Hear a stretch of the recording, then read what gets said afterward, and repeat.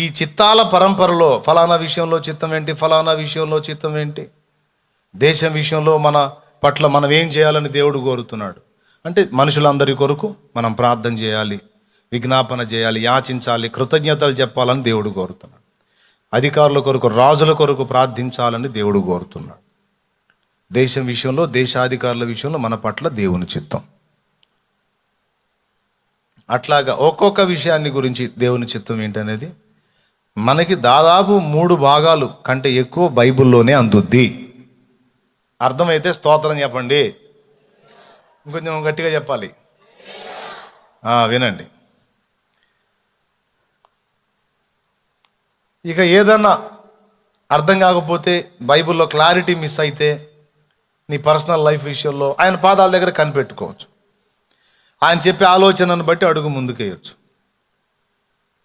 కాబట్టి ఇక ఈ మిగిలిన విషయాలన్నీ పక్కన పెట్టి చదువుకున్న వాక్య భాగం దగ్గరకు వద్దాం. వాక్య భాగంలో ఏం చదువుకున్నాం? ప్రతివాడు పరిశుద్ధత యందును ఘనత యందును తన తన ఘటమును ఎట్లు కాపాడుకొనవలెనో అది ఎరిగి ఉండుట దేవుని చిత్తం అన్నాడు. మనందరం ఖచ్చితంగా కొన్ని ఎరిగి ఉండాలట. ఆ ఎరిగి ఉండాల్సిన సంగతులలో ఒకటి పరిశుద్ధత యందును ఘనత యందును తన తన ఘటమును అంటే తన దేహమును, తన శరీరమును కాపాడుకోవాలి. అది ఎలా కాపాడుకోవాలో ఎరిగి ఉండుట దేవుని చిత్తం అన్నాడు. శరీరమును అన్న మాట ఒకటి తీసుకుందామండి. శరీరము అంటే ఒక్కటేనా, అందులో ఏమైనా ఉందా అన్న? అక్కడ కామాభిలాష యందు అన్నాడు కదా. కాబట్టి ఇది జస్ట్ లైంగిక విషయాలకు సంబంధించిన సంగతి అంటే ముందే చెప్పాడు. పైన జారత్వం విషయంలో అన్నాడు, మళ్ళా కింద కూడా కామాభిలాష యందు అని కూడా మళ్ళా రెట్టించాడు అదే పాయింట్ని. దాంతోపాటు ఘనత యందును పరిశుద్ధత యందును అన్నాడు. పరిశుద్ధత అంటే అది జస్ట్ ఒక శరీర సంబంధమైన, వ్యభిచార సంబంధమైన, పాపానికి సంబంధించిన విషయంలో మాత్రమే పరిశుద్ధత. లేకపోతే ఇంకా ఎందులోనన్నా మనం పరిశుద్ధతను సాధన చేయాలా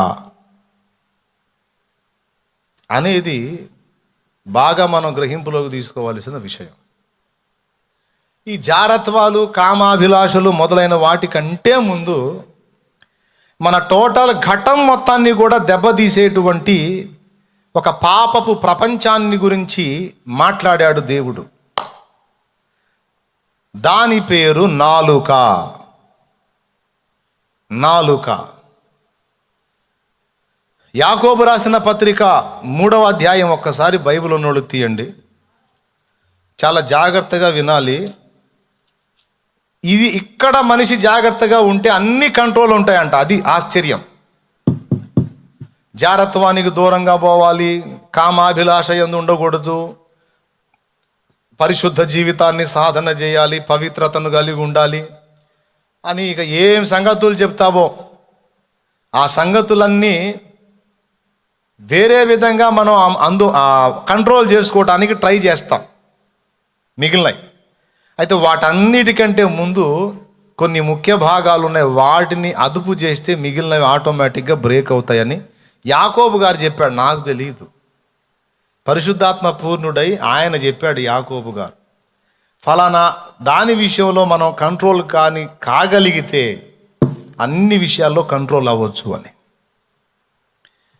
ఏమిటది? జ్ఞానం 2 రకాలండి. అక్షర జ్ఞానం, అనుభవ జ్ఞానం. కొంతమందికి చదివిన జ్ఞానం ఉంటుంది, కొంతమందికి ప్రాక్టికల్గా అనుభవించిన జ్ఞానం ఉంటుంది. దేవుని మహాకృపను బట్టి దేవుని పిల్లలకు అందరికీ కూడా ఒట్టి అక్షర జ్ఞానంతో వదిలేడు దేవుడు, అనుభవ జ్ఞానాన్ని కూడా నేర్పుతాడు. అనుభవ జ్ఞానం అర్థమైందా? ఈత కొట్టడం ఎలా? అక్షర జ్ఞానం పుస్తకంలో చదివితే ఏముంటుంది? మొదట నీరు చూచుకొనవలెను, పిదప అందులోనికి దూకవలెను, దూకిన తరువాత కాళ్ళు ఆడించవలెను, 2 చేతులతో పొట్ట కిందకి నీరు లాగవలెను, ఇలాగూ చేసినచో నీవు ఈదటం నేర్చుకొనగలవని రాస్తాడు. ఇప్పుడు మొదట ఏమి చేయవలెను? నీరు చూచుకొనవలెను. వాడు ఏ బాయో చెరువో చూసుకుంటాడు. తర్వాత ఏం చెప్పాడు? మొదట నీరు చూచుకొనవలను, తర్వాత ఎగిరి దానిలోనికి దూకవలెను. దూకి తిని తర్వాత ఏమి చేయవలను అన్నదాకుంటాడా? అప్పుడు నీరు అంటది, ఇప్పుడు ప్రజెంట్ నిన్ను ముంచవలెను అని ముంచి పడేసింది. ఇక వాడు కాళ్ళు ఆడించవలను, చేతులు ఆడించవలను అన్నదాకా ఉంటుందా? అది అక్షర జ్ఞానం. అనుభవ జ్ఞానం అంటే ఏంటంటే, అనుభవం ఉన్నోడిని అడుగుతాం, పెద్దోడిని, పెద్దాయన ఇలాగా ఈత నేర్చుకుందాం అనుకుంటున్నాను, మా ఇంటి పక్కన బావి ఉంది కదా, దూకి నేర్చుకుందాం అనుకుంటున్నాను అన్నాం అనుకో, పెద్దవాడు అనుభవం కదా, ఒరే నీళ్ళల్లో దూకాల్సిన మాట వాస్తవమే, కానీ ఒకేసారి బావిలో దూకితే ఈదడం చేత కాకపోతే మునిగి సస్తావురా. కాబట్టి ముందు లోతు తక్కువ నీరు చూసుకో, మోకాళ్ళ కంటే కొంచెం ఎక్కువగా, అంటే ఒకవేళ నువ్వు ఈదలేకపోతే మునిగిపోయే ప్రమాదం లేని నీరు చూసుకో. అప్పుడు అందులోకి దూకి నువ్వు తిప్పలు పడు ఈత కొట్టడం. నేర్చుకుంటే నేర్చుకున్నావు, లేకపోతే ప్రాణానికి ఏం ప్రమాదం ఉండదు. నేర్చుకుందాం ఒకేసారి బావిలో దూకితే ఈదడం చేత కాకపోతే ఇక నిన్ను మళ్ళీ బయటికి తీయటానికి బోల్డంత తతంగా ఉంటుందిరా అని చెబుతాడు. కాబట్టి దేవుడు తన బిడ్డలకి అనుభవ జ్ఞానాన్ని నేర్పడానికి ఇష్టపడతాడు, ఒట్టి అక్షర జ్ఞానం కాదు. అందుకే చాలా పరిస్థితులు ప్రాక్టికల్గా మన జీవితంలో నీకు వచ్చేటట్టు దేవుడు అనుమతిస్తాడు. కొన్నిసార్లు ఆశ్చర్యం కలిగింది, ఎందుకు నాకు ఇలాంటి పరిస్థితులు దేవుడు అనుమతిస్తున్నాడు అని. ఎందుకు అనుమతిస్తున్నాడు అంటే ఒట్టి అక్షర జ్ఞానమే కాదు, అనుభవ జ్ఞానం. కొన్ని విషయాలు చెబితే అర్థమవుతాయి, కొన్ని విషయాలు అనుభవిస్తే అర్థమవుతాయి. ఓ పండు నేను తింటున్నాను, ఓ మామిడి పండే తింటున్నాను, ఇది పుల్లగా ఉందన్నాను, దాని రంగు అది చూస్తే తీయగా ఉండేటట్టు కనపడుతుంది, నేను పుల్లగా ఉంది అన్నాను, నువ్వు ఒప్పుకుంటావా? లేదు తీయగా ఉంటుంది అంట. లేదు పుల్లగా ఉండే కాయ తీసుకొని తింటా తీపిగా ఉంది అన్నాను అనుకో, అది పులుపు ఉంటుంది, ఆ కాయ తీసుకొని తీపి అంటాడు అంటాం. అది తీయగా ఉందా పుల్లగా ఉందో తిన్నోడిని నాకు తెలిసిద్ది, నీకెట్లా తెలుసు? నీకు తెలియాలంటే నువ్వు కూడా తిన్న అనుభవం కావాలి. అప్పుడు దాని రుచి నీకు అర్థమైతే ఇది పుల్లగా ఉందా తీయగా ఉందా నువ్వు కూడా చెప్పగలుగుతావు. కొన్ని సంగతులండి, కొంతమంది అనుభవాలు ఉండవు, అనుభవాలు పొందకుండా ఏం మిడిసిపడతారో, ఏం ఎగిరిపడతారు. ఈ మిడిసిపాటు ఎగిరిపాటు అంతా చూసి దేవుడు, అసలు నీకు అనుభవాలు లేకపోయేసరికి ఎగిరిపడుతున్నావురా, కొద్దిగా నీకు అనుభవాలు రుచి చూపిస్తానని కొన్నిసార్లు కొన్ని పరిస్థితుల్ని మన అనుభవాల్లో తీసుకొచ్చి రుచి చూపించి కంట్రోల్ చేస్తుంటాడు, ఓవర్ యాక్షన్ చేయకుండా. దేవునికి స్తోత్రం. అవి ఏ విధమైనవైనా కావచ్చు. ఓకే రైట్, అంతవరకే వెళ్తా, ఇంక అంతమించి లోతుకి వెళ్ళాలే. ఏమి పాయింట్కి వస్తా. ఒకసారి మీరు యాకోబు రాసిన పత్రిక 3వ అధ్యాయం తీసుకున్నారా? 6వ వచనం చదువు. మన బాడీ మొత్తంలో పాపపు ప్రపంచం, మళ్ళీ అది ఉండేది మొత్తం కలిసి లెక్కేస్తే ఒక 3.5 అంగుళం ఉంటుంది బయటికి కనపడేది. సగం లోపల కూడా ఒక 5 అంగుళాలు లేదా 4.5 అంగుళం నాలుక, దాని పొడవు మొత్తం. ఇంత 6 అడుగుల దేహంలో 4 అంగుళాలు కూడా ఉండి లేనట్టుగా ఉండే ఈ నాలుక టోటల్ బాడీ మొత్తానికి పాపాన్ని అంటించే పాప ప్రపంచం అన్నాడు. ఈ నాలుక తెచ్చిన దోషం వల్లనే ఇశ్రాయేలు జనాంగం 15-20 రోజుల్లో వెళ్ళగలిగే ప్రయాణాన్ని 40 ఏళ్ళుది పోవాల్సి వచ్చింది. మహా అయితే 1 నెల వేసుకో. అంత తక్కువ ప్రయాణాన్ని 40 ఏళ్ళు చేయాల్సి వచ్చింది. మొత్తం ఈ నాలుకను ఉపయోగించి పిచ్చి పని చేసిన వాళ్ళందరూ రాలిపోయారు అరణ్యంలో. ఇదే నాలుకను దేవుని మహిమార్థమై వాడిన వాళ్ళు వాగ్దత్త దేశం చేరారు. పాయింట్కి వస్తా, ఆ వచనం చూడండి, 3:6 ఒకసారి చదువు తల్లి. నాలుక అగ్నియే. అమ్మో, అగ్ని ఒకటి. నాలుక మన అవయవములలో ఉంచబడిన పాప ప్రపంచమై, మన అవయవములలో ఉంచబడిన పాపపు ప్రపంచం. మీరు మానవ ప్రపంచం, జంతు ప్రపంచం, అప్పుడప్పుడు ఈ ఏదో టీవీలో ఛానల్స్ వస్తాయి కదండి, డిస్కవరీ ఛానల్స్, అదేనా ఛానల్, అదేనా? అందులో ఆ, ఆ, చేప ప్రపంచం, పక్షి ప్రపంచం, జంతు ప్రపంచం అనేస్తాడే. అంటే ఇంకంతా దాని ఒక ప్రపంచం అన్నమాట. అవన్నీ అయ్యే ఉంటాయి అన్నమాట రకరకాలుగా. అట్లాగా టోటల్ మానవ శరీరం అంతటిలో అవయవములన్నింటిలో ఉంచబడిన పాప ప్రపంచము అన్నాడు. ఎంత గంభీరమైన స్టేట్మెంట్ ఇచ్చాడో చూడండి. ఈ నాలుక అస్సలు పట్టించుకో మనం దాన్ని, అసలు అది కూడా అట్లనే ఉంటుంది. మాట్లాడాల్సినవన్నీ మాట్లాడుతుంది, మళ్ళీ ఏమి ఎరగనట్టు లోపల దాగిపోయి ఉంటుంది.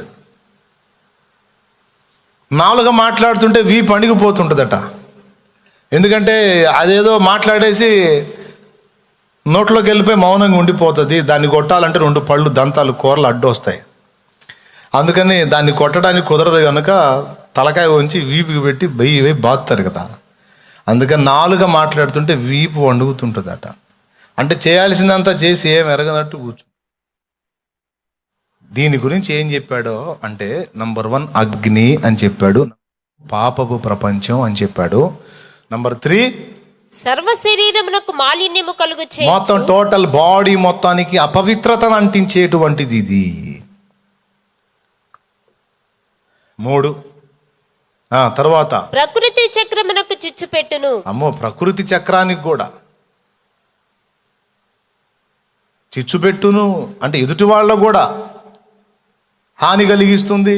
4 5వది అది నరకము చేత చిచ్చు పెట్టబడు. ఫైనల్ గా నరకంలోకి వెళ్ళిపోతుంది. 4 నరకంలో పెడితే మనం ఎక్కడ ఉంటాం? చిన్న ఆలోచన. అయ్యా నిన్ను పంపించనుగా నరకానికి, నీ 4ను పంపిస్తాను అంటే నువ్వెక్కడ ఉంటావు? నరకంలోనే. అంటే టోటల్గా ఇది ఎక్కడికి తీసుకెళ్తుంది అంటే నరకానికి తీసుకెళ్తుంది. ఏంటిది అది? రైట్. సర్వ శరీరానికి మురి కంటిస్తుంది.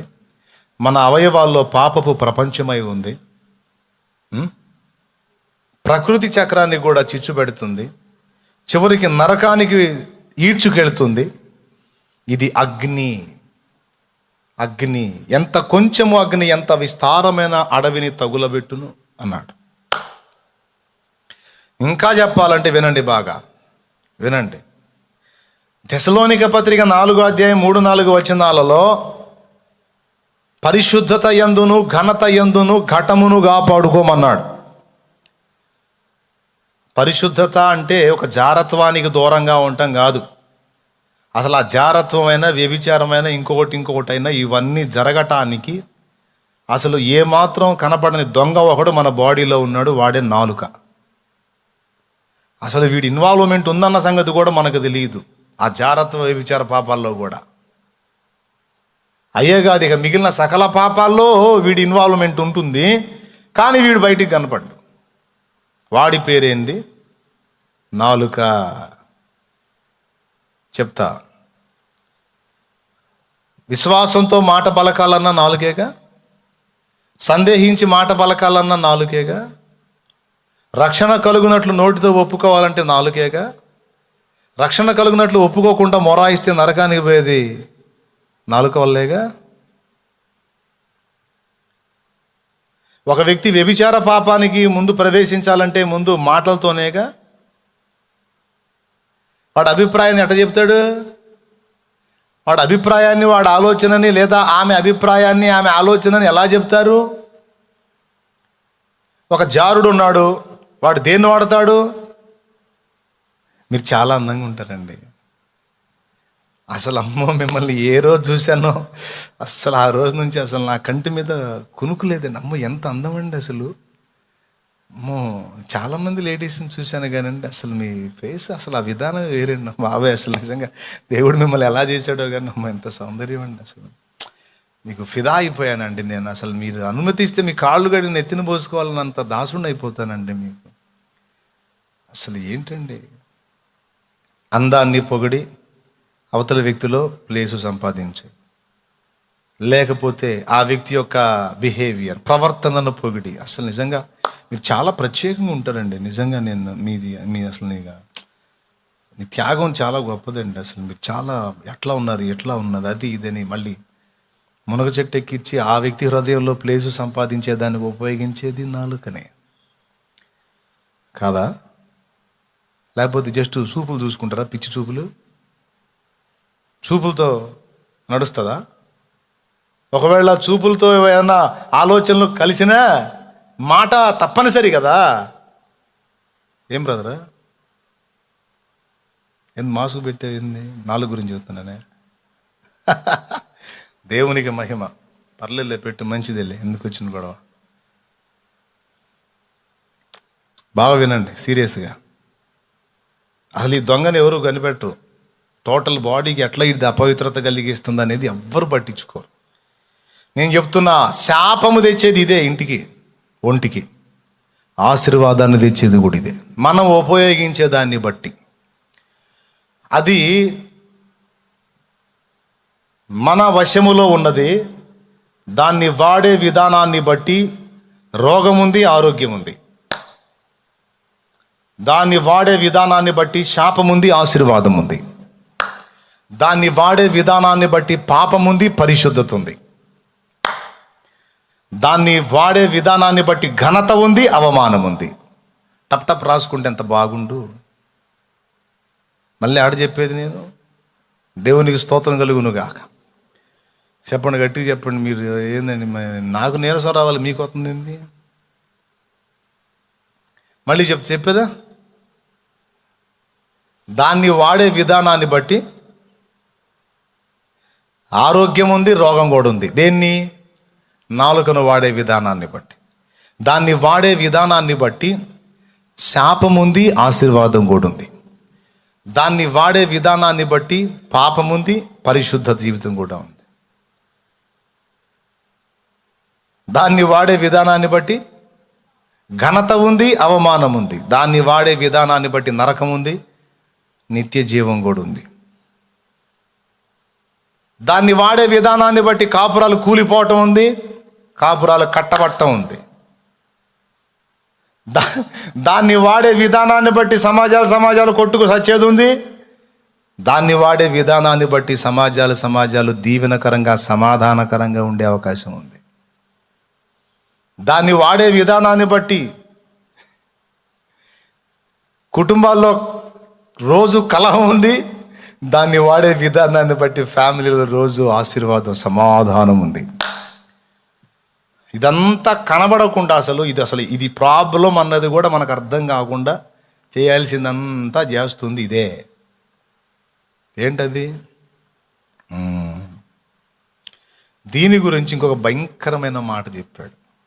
అది ఇప్పుడు చెప్తాను నేను. ఏంటంటే,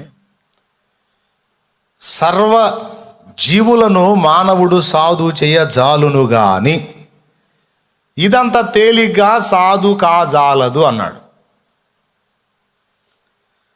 మనకు ఒక లైఫ్ ఛాలెంజ్ పెట్టేశాడు దేవుడు మన యాకోబు అన్న ద్వారా. జీవితకాలపు సవాల్. దేవునికి మహిమ కలుగును గాక. ఇందాక చెప్పిన పాయింట్స్ అని రాసుకున్నారా? ఏదో 2 మొక్కలు చదవండి, వింటాను, నేను కూడా ఆనందపడతాను. జూమ్ యాప్లో వాళ్ళు కనపడుతున్నారు. ఈ లైవ్లో ఎవరన్నా ఉన్నారా? వందనాలమ్మా, వినండి బాగా. వరుసగా చక్క చెప్పు.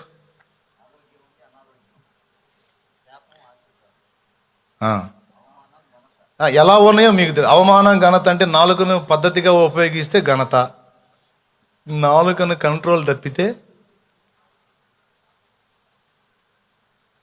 అంతేగా. ఎంత గొప్ప పండితుడు కూడా నాలుక అదుపు తప్పిందనుకో వెధవైపోతాడు. కాబట్టి నాలుక చాలా జాగ్రత్తగా వాడాలి. దేవునికి మహిమ. కాబట్టి దాన్ని బట్టి ఇక మీరే అర్థం చేసుకోండి, సరేనా? ఇప్పుడు మన సర్వ శరీరములో ప్రమాదకరమైన అవయవం ఒకటి కనపడుతుంది. ఇదే మన పరిశుద్ధతకి కారణమవుతుంది, లేదా పాపానికి, అపవిత్రతకు కారణమవుతుంది. ఇదే మన ఘనతకు కారణమవుతుంది, లేదా అవమానానికి కారణమవుతుంది.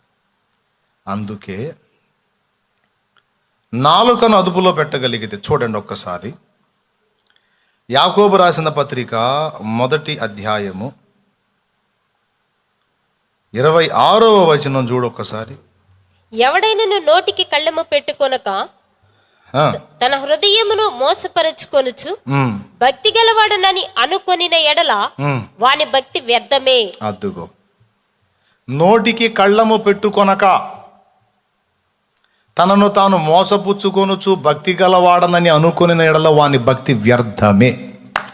వ్యర్థమైన భక్తి అంటే ప్రయోజన శూన్యమైన భక్తి, నిష్ప్రయోజనమైన భక్తి అని రాసుకొని ఒక టైటిలు కింద ఇది రాయాలన్నమాట. ఏంటంటే నోటికి కళ్ళము పెట్టుకోకుండా చేసే భక్తి.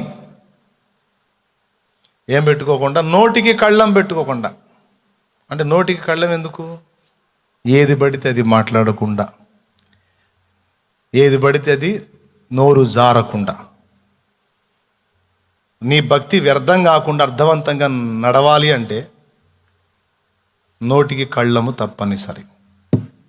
ఆ కింద చెప్తాడు, తండ్రి అయిన దేవుని ఎదుట నిష్కళంకమైన భక్తి ఏదనగా దిక్కులేని పిల్లలను ఆ, వెధవరాండ్రను ఆ. వారి ఇబ్బందిలో పరామర్శించు దిక్కులేని పిల్లలను విధవరాండను వారి ఇబ్బందిలో పరామర్శించుటయు. ఇహలోక మాలిన్యము తన కంటకుండా తను తను అది కాపాడుకొని రెండో మాట ఏం చెప్పాడు? ఇహలోక మాలిన్యము తనకు అంటకుండా అన్నాడు. ఆ ఇహలోక మాలిన్యం తనకి ఎలా అంటుతుంది అనేది అక్కడే యాకోబు రాసిన పత్రిక 3వ అధ్యాయంలో చెప్పాడు. ఇది సర్వ శరీరమునకు ఏం కలుగు చేస్తుంది అన్నాడు. వయము ఏంది మర్చిపోయారా ఏంది? చూడు, అది 1:26లోనేమో దిక్కులేని పిల్లలను విధవరాండ్రను వారి ఇబ్బందిలో పరామర్శించుట. రెండవది ఇహలోక మాలిన్యము తనకు అంటకుండా జాగ్రత్త పడమన్నాడు. ఓకేనా? దిక్కులేని పిల్లల్ని విధవరాండ్ర అంటే ఓకే, మనకు తెలుసు. దిక్కులేని అనాథ పిల్లల్ని ప్రేమించి వాళ్ళని పరామర్శించడం. విధవరాండ్రని భర్త లేడు, పిల్లలు ఉన్నారు, కుటుంబం, తను ఒంటరి స్త్రీ, పోషణ లేదు, సహాయపడచ్చు, ఇబ్బంది లేదు, మంచిది. అదొకటి. రెండవది ఇహలోక మాలిన్యం తనకు అంటకుండా. అంటే మాలిన్యం అంటే ఒకటి కాదు, రకరకాలు ఉంది. మరి ఏ రకం అని చెబుతామంటే ఏ రకం గురించి ఎక్కువ చెప్పలేదు, కానీ మొత్తం టోటల్ అంతటికి మురికి అంటించేది, మాలిన్యం అంటించేది ఒక్కటి ఉంది అని 3వ అధ్యాయంలో చూపించాడు. అది నాలుక అన్నాడు. ఇహలోక మాలిన్యము తనకు అంటకుండా జాగ్రత్తగా చూసుకోవాలి అంటే నాలుకని అదుపులో పెట్టుకోవాలి అని. ఈరోజు చెప్తున్నానండి, మొన్న ఒక సోదరి అప్పటిదాకా ప్రశాంతంగా ఉంది. ఓ సోదరి అప్పుడే సడన్గా ఒక ఆయన వచ్చి ఇది చాలా ప్రమాదం, ఈమెకు వచ్చిన జబ్బు అన్నాడు. ఆటోమేటిక్గా గుండెదాడు పెరిగిపోయింది. ఆమెకి గుండెదాడు పెరిగిపోయింది, చావుకు దగ్గరికి వెళ్ళిపోయింది దెబ్బకి. చూస్తానే. ఎందుకు? నాలుక ఏమన్నాడు? చాలా డేంజర్ కండిషన్లో ఉందన్నాడు. ఆటోమేటిక్గా అయిపోయింది ఆ పరిస్థితి. ఒకవేళ ఏం పర్వాలేదు అంటే కొంత వేరే, ఒకవేళ బలహీనంగా ఉన్నా అంత ఆందోళన పడేది కాదు.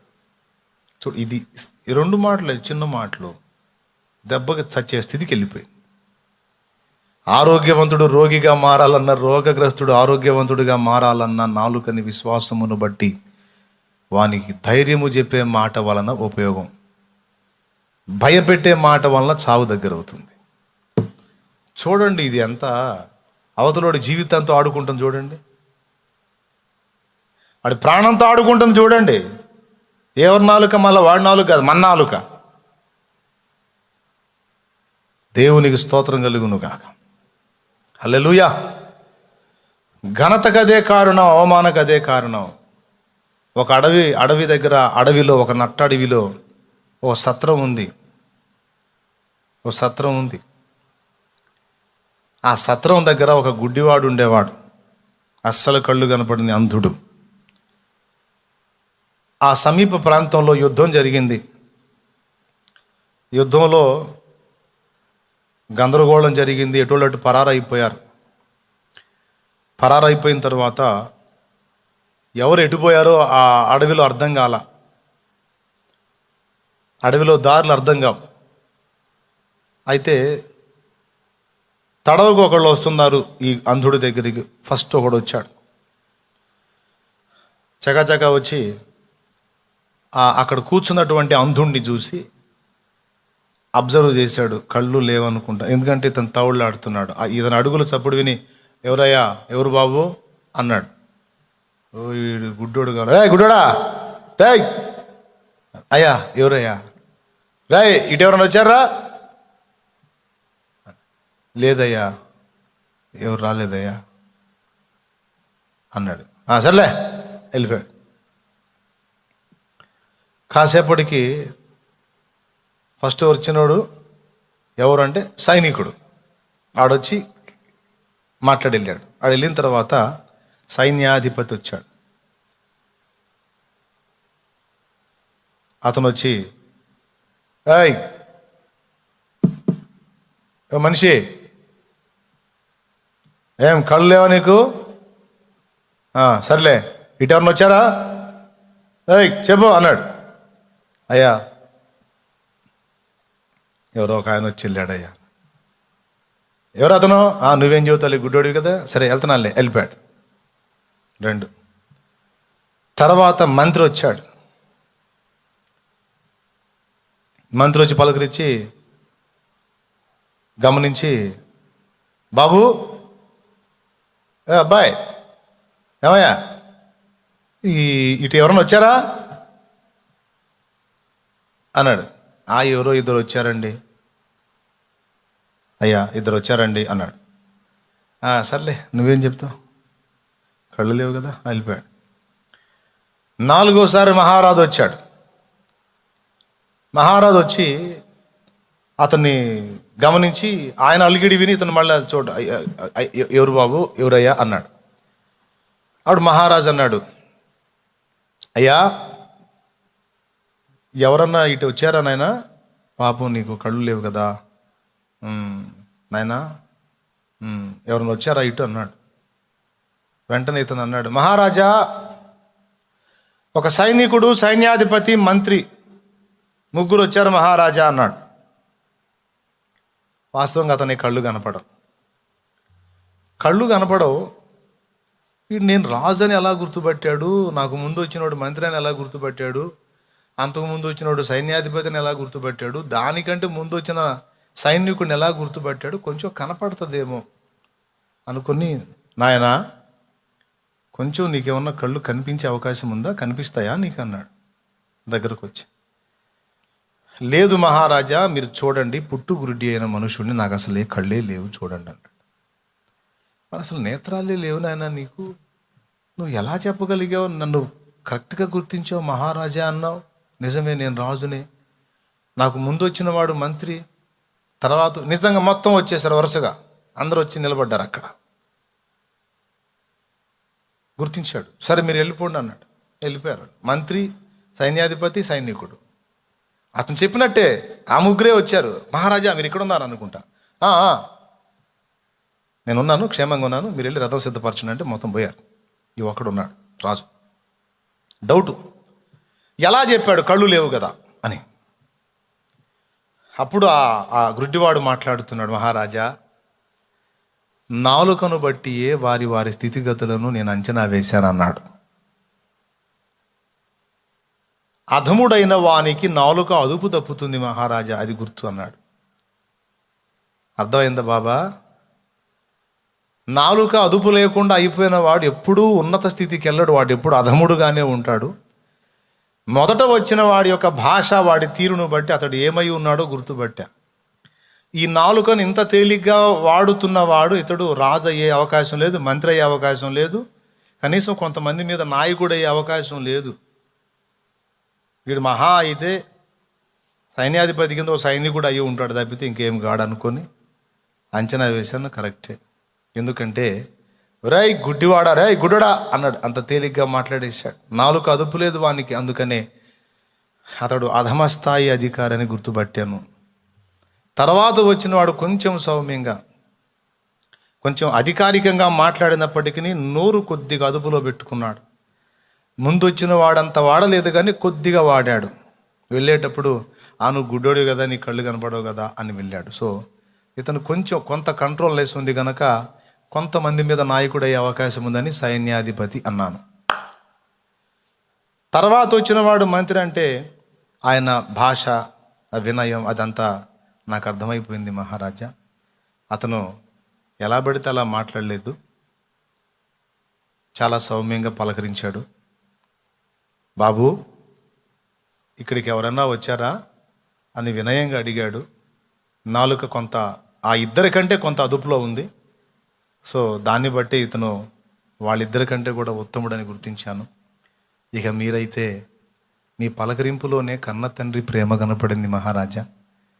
ప్రజల్ని కన్నబిడ్డల్లా ప్రేమించేవాడు, ఖచ్చితంగా నాలుకను అంత స్థాయిగా అదుపు చేసుకున్నవాడు కొద్ది గొప్ప కాదు, అందరి మీద అధికారి అయి ఉంటాడు, ఒక రాజు అంతస్తుకి ఎక్కుతాడనే నమ్మకంతో ఇంత అదుపు ఉంది ఇతనికి నాలుక మీద, ఇంత సౌమ్యుడిగా ఉన్నాడు, ఇంత కంట్రోల్నెస్ ఉంది.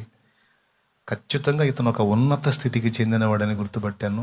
మీ పలకరింపులో ఆప్యాయత, ప్రజల విషయంలో అంత మమకారం ఒక్క మహారాజుకే ఉంటుంది. అది మీలో గుర్తుపట్టి రాజా అన్నాను అనేసరికి మహారాజు గారు ఆశ్చర్యచకితుడై కన్నీళ్లు పెట్టుకున్నాడు.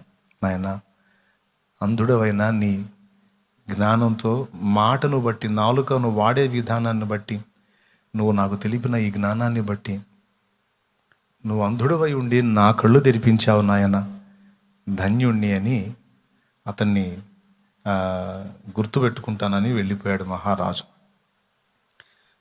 ఎందుకు ఈ విషయం మీకు గుర్తు చేశానంటే, ఘనత తెచ్చినా అదే, అవమానం తెచ్చినా అదే అన్న పాయింట్ చెప్పాను.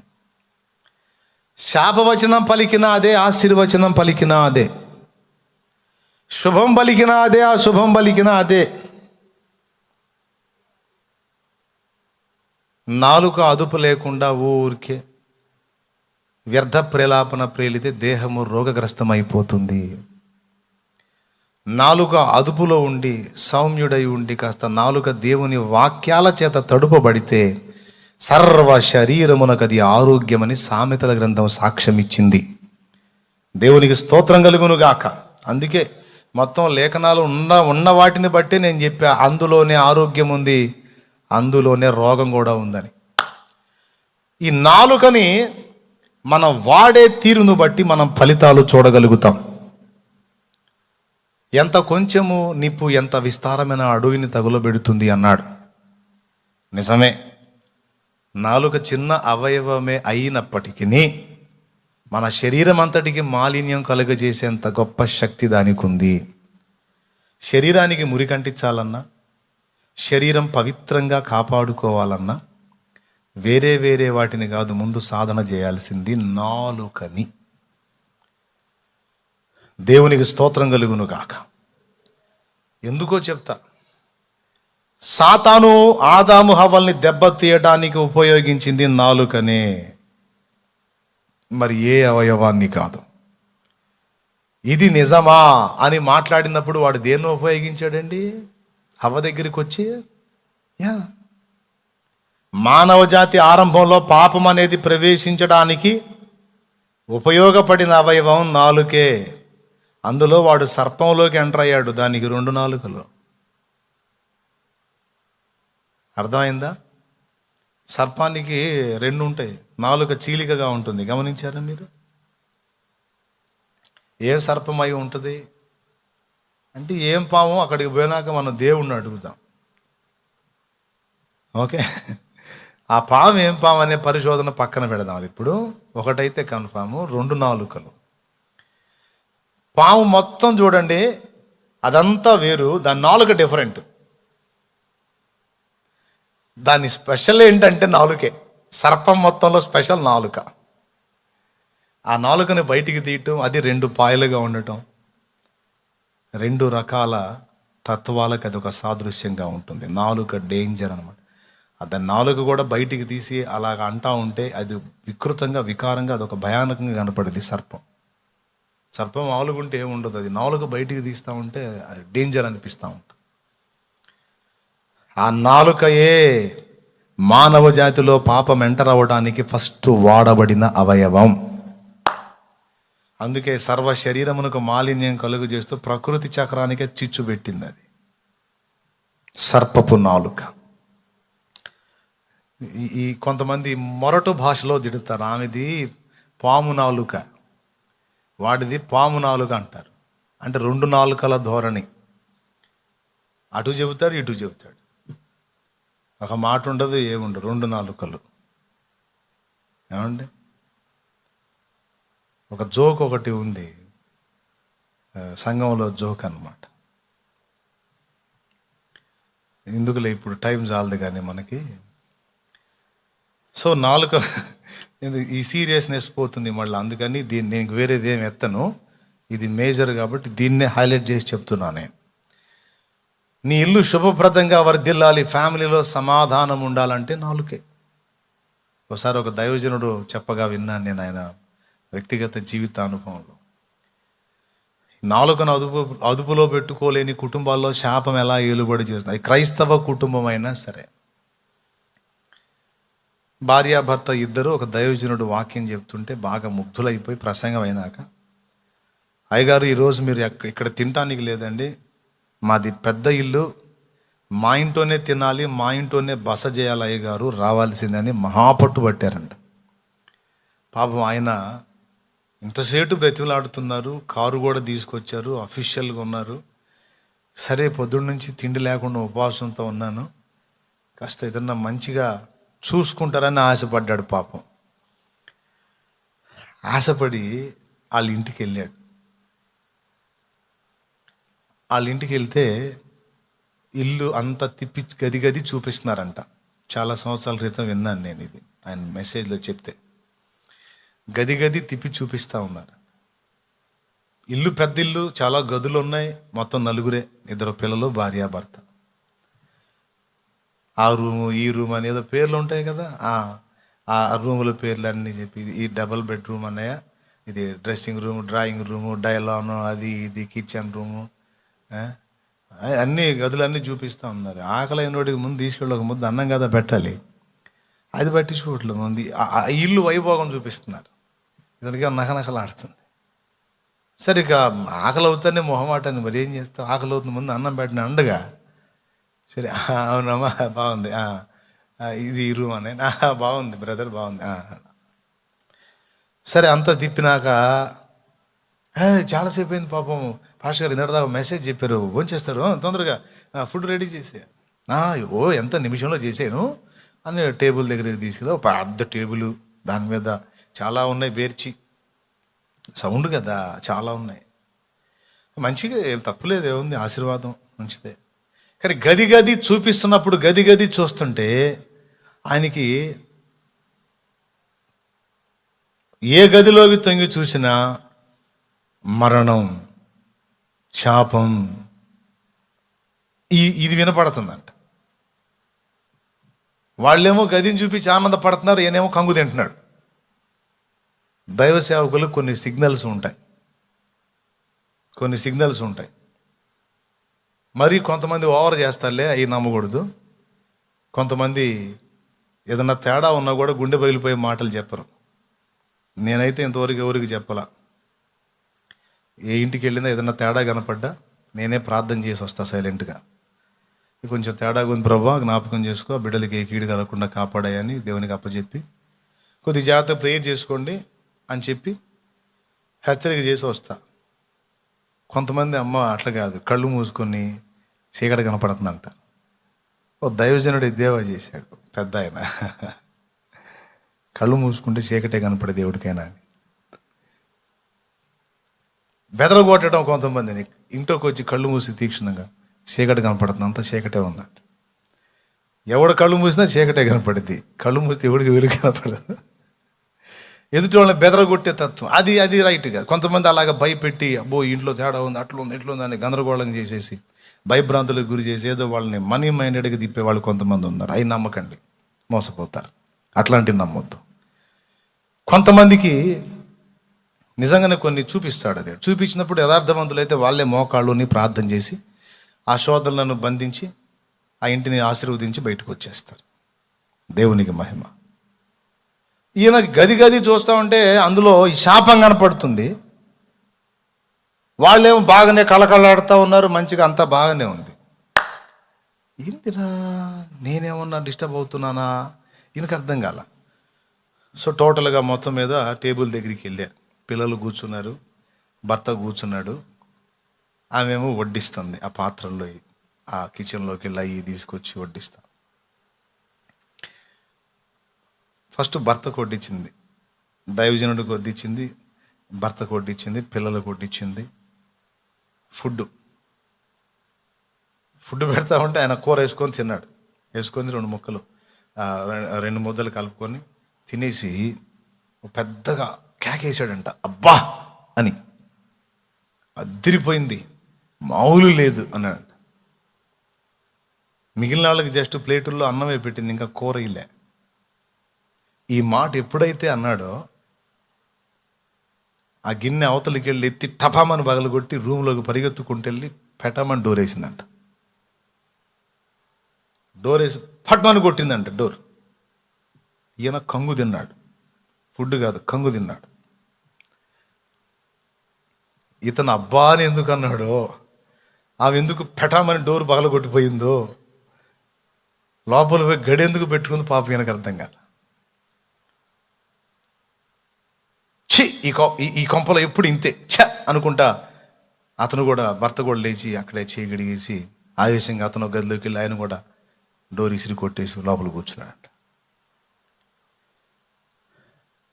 నన్ను పిలిచి నన్ను ఇక్కడ కూర్చోబెట్టి అటు పోయి ఆమె డోర్ బాధింది, ఇటు పోయి ఇటు డోర్ బాధాడు అని పిల్లలకి వెళ్ళి చూస్తే వాళ్ళు ఆ కూర వేసుకొని హాయిగా కలుపుకొని తింటున్నారంట. రే పిల్లలు, నాన్న ఇటు పోయాడు, అమ్మ అటు పోయింది, ఏందిరా మీరు తింటున్నారంటే, మీరు కూడా తినండి అంకుల్, లేకపోతే మీ కడుపు మాటిద్ది అన్నారంట. మీరు కూడా తినేసేయండి అంకుల్, లేకపోతే మీకు మాటిద్ది. మా ఇంట్లో ఇది రోజు మామూలేగా, అందుకే మేము ఇప్పుడు తినకపోతే నిద్ర రాదు అంకులు, అందుకే మేము తింటాం. మరి మమ్మీ డాడీ ఎప్పుడు వస్తారంటే, వాళ్ళకి ఎప్పుడు అలుగుడు పోయిద్దో అప్పుడు వస్తారంట. అలుగుడు ఎప్పుడు పోయిద్దిరా, అది మధ్యరాత్రికి పోవచ్చు, తెల్లారినాక పోవచ్చు, లేదా మరుసటి రోజు కూడా ఉండొచ్చు. వాళ్ళు చెప్పేటప్పుడు దడపడుతుంది. ఎందుకంటే వాళ్ళు ఆహ్వానించిన వాళ్ళు అలిగిపోతే అన్నం ఎట్ట తింటాడండి దైవజనుడు? పిల్లలు తింటా ఉన్నారు, వాళ్ళు చెబుతున్నారు తినండి అంకులు, ఏముందిలే కానీ తినండి అంకులు పాపం అంటున్నారు. పిల్లలు జాలి పడుతున్నారు సేవకుడి మీద. సరే మీరు తినండిరా అని చేయగొడుక్కుని ఆయన పాపం లేచి వెళ్ళి, ఆయన గది కూడా చూపించలా, ఆ హాల్లో సోఫా ఉంటే ఆ సోఫా మీద పండుకున్నాడు. పండుకొని ఆకలి దంచేస్తూ ఉంది. ఏం చేస్తాడు ఇక, ఆకలి కూడా ఎటుపోయిందో. ఆ సోఫా మీద పండుకొని, ఏంది ప్రభువా, ఏదో ఆర్భాటంగా కనపడ్డారని వస్తే మొత్తానికి ఎండిందిగా ప్రభువా, ఏంటి పరిస్థితి అని పాపం ఆయన బాధగా దేవుని వైపు చూస్తే, అప్పుడు దేవుడు మెల్లనైన స్వరంతో మాట్లాడుతున్నాడు ఆయనతో. చూసావా, నేను ముందే చెప్పాను కదా, ఇది వీళ్ళ తత్వం అన్నాడట. వీళ్ళు వెలి చూపులకు అలా కనపడతారు కానీ వీళ్ళ లోపలి తత్వాలు అవి. బయట చూసే వాళ్ళకి కళకళలాడుతున్నట్టు హడావిడిగా కనపడతారు కానీ కుటుంబంలో సమాధానం లేదు. దేవుని వాక్యం వింటారు, మాటలు వింటారు, విన్నట్టుగా ఉంటారు, భక్తుల్లా కనబడతారు కానీ వాళ్ళ హృదయాలలో దేవుని మాటకు స్థానం లేదు. అంటే నా మాటకి విలువ లేదు, నా మాటల్ని సీరియస్గా తీసుకోరు. నాలుకల్ని కత్తుల్లాగా వాడుకొని ఆ నాలుకలతో యుద్ధాలు చేసుకొని కుటుంబంలో సమాధానం లేకుండా శాపాన్ని తీసుకొచ్చి ఇంటి మీద పెట్టారు. ఇక్కడ మరణకరమైన పరిస్థితులు ఏర్పడుతున్నాయి. ఇది ఇలానే కంటిన్యూ అయితే ఖచ్చితంగా కొద్ది దినాల్లో ఘోరమైన పరిస్థితులు ఈ కుటుంబం చూసే అవకాశం ఉంది అని దేవుడు ఆయనతో మాట్లాడాడు. అందుకే నేను 2 చూపించాను నీకు. పాప ఆమెతోనే అట్లనే ప్రార్థన చేసుకొని పండుకున్నాడు. తెల్లారి నాకు వచ్చారు బయటికి వచ్చి, అన్నయ్య వందనాలు అన్నయ్య, వందనాలు అన్నయ్య, భోజనం చేశారు అన్నయ్య. భోజనం సరే కానీ రాత్రి ఎందుకమ్మా నువ్వు వెళ్ళావు అన్న. ఈలోపు ఆడు తలుపు తీసుకొని భర్త వచ్చాడు. పాష్ గారు ప్రైజ్ లేడండి, ప్రైజ్ లేడయ్యా, ప్రైజ్ లాడ్. బ్రదర్ భోజనం చేశారా? ఏం మాట్లాడలా, తిన్నానా లేదా, ఏం మాట్లాడితే కడుపు మండిపోతుంది. ఆకలి మంట కాదు, హృదయంలో మంట.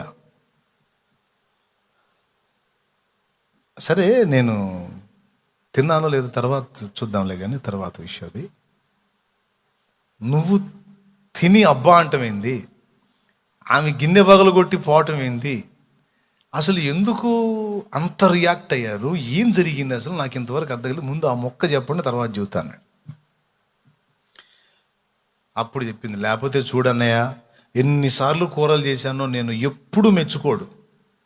ఆ పని మనిషి చేసేది చూడు, ఆమె ఎప్పుడు చేసేటప్పుడు మాత్రం అబ్బా అంటాడు. ఇప్పటికి ఎన్నోసార్లు అన్నాడు.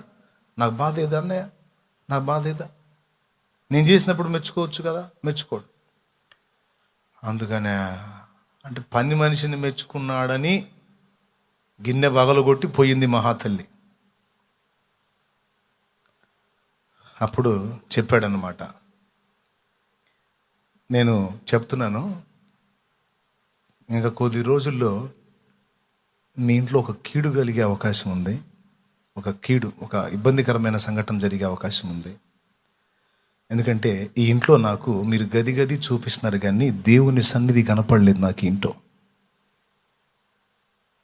ఈ ఇంట్లో దురాత్మలు కనపడుతున్నాయి నాకు.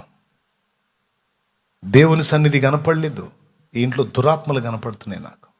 ఎందుకంటే మీరు దేవుని బిడ్డలని పేరే కానీ మీ దగ్గర దేవుడు ఆశించే ఆత్మీయత అనేది లేదు, భక్తి అనేది లేదు. కానీ మీరు అన్నీ మామూలుగా చేస్తుంటారు, మామూలుగా ప్రార్థన చేస్తున్నట్టుగా, ఏది ప్రార్థనకి వెళ్తున్నట్టుగా, ఏదో చందా వేస్తున్నట్టుగా, పాస్టర్లు కనపడితే భక్తుల్లాగా కనపడుతున్నట్టుగా కనపడుతున్నారు. కానీ నిజంగా దేవుని సన్నిధిని గృహంలో నిలుపుకునేంత ఆత్మీయత,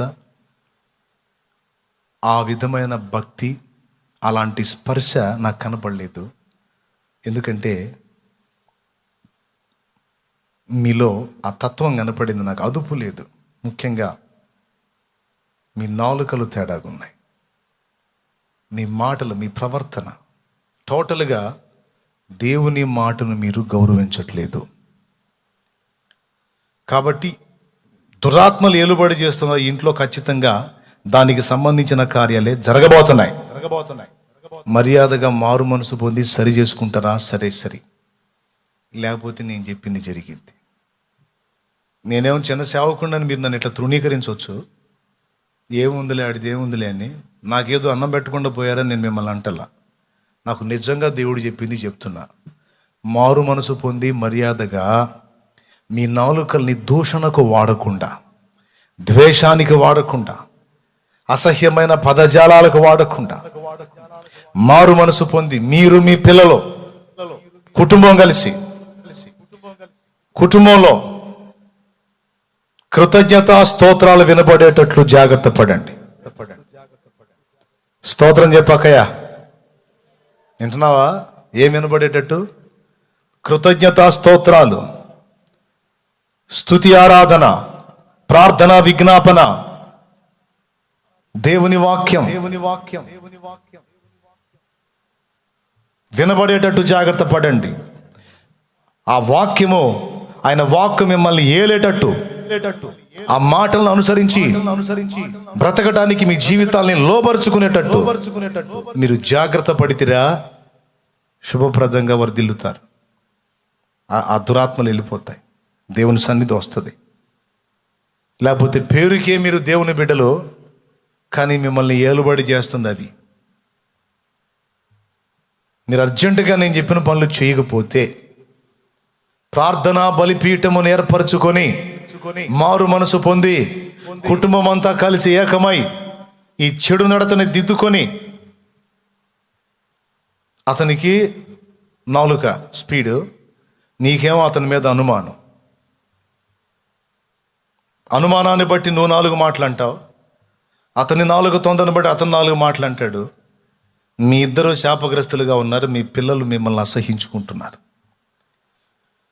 టోటల్ ఈ ఫ్యామిలీయే పేరుకి పెద్ద కుటుంబం, డబ్బున్న కుటుంబంలా కనపడుతుంది, కానీ ఈ కుటుంబంలో దేవుడు, ఆయన ఆశీర్వాదం, ఆయన సన్నిధి, ఆ శుభం అనేది ఇందులో కనపడట్లేదు నాకని చెప్పి హెచ్చరిక చేసి వచ్చేసాను అన్నాడు ఆయన మెసేజ్లో.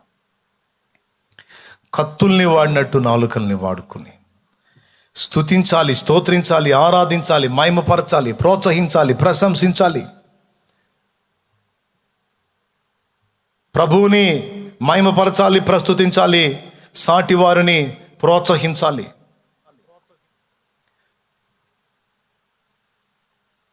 నాలుకని అవకాశమైనంత వరకు దేవుని స్తుతి కొరకు వాడాలి. నాలుకని అదుపు చేసుకోవటాన్ని సాధన చేయాలి. అది తేలికైన పని కాదు. టోటల్ బాడీ మొత్తానికి కనబడకుండా మురికి తగిలిస్తుంది. అదే జారత్వానికి కారణం. అదే మనం చాలా వరకు రోగాల బారిన పడటానికి కారణం. అదే కుటుంబాలు శాపంతో మునిగిపోవడానికి కారణం. అదే కొన్ని కుటుంబాలు ఉంటాయి, నోరు అస్సలు కుదరదు.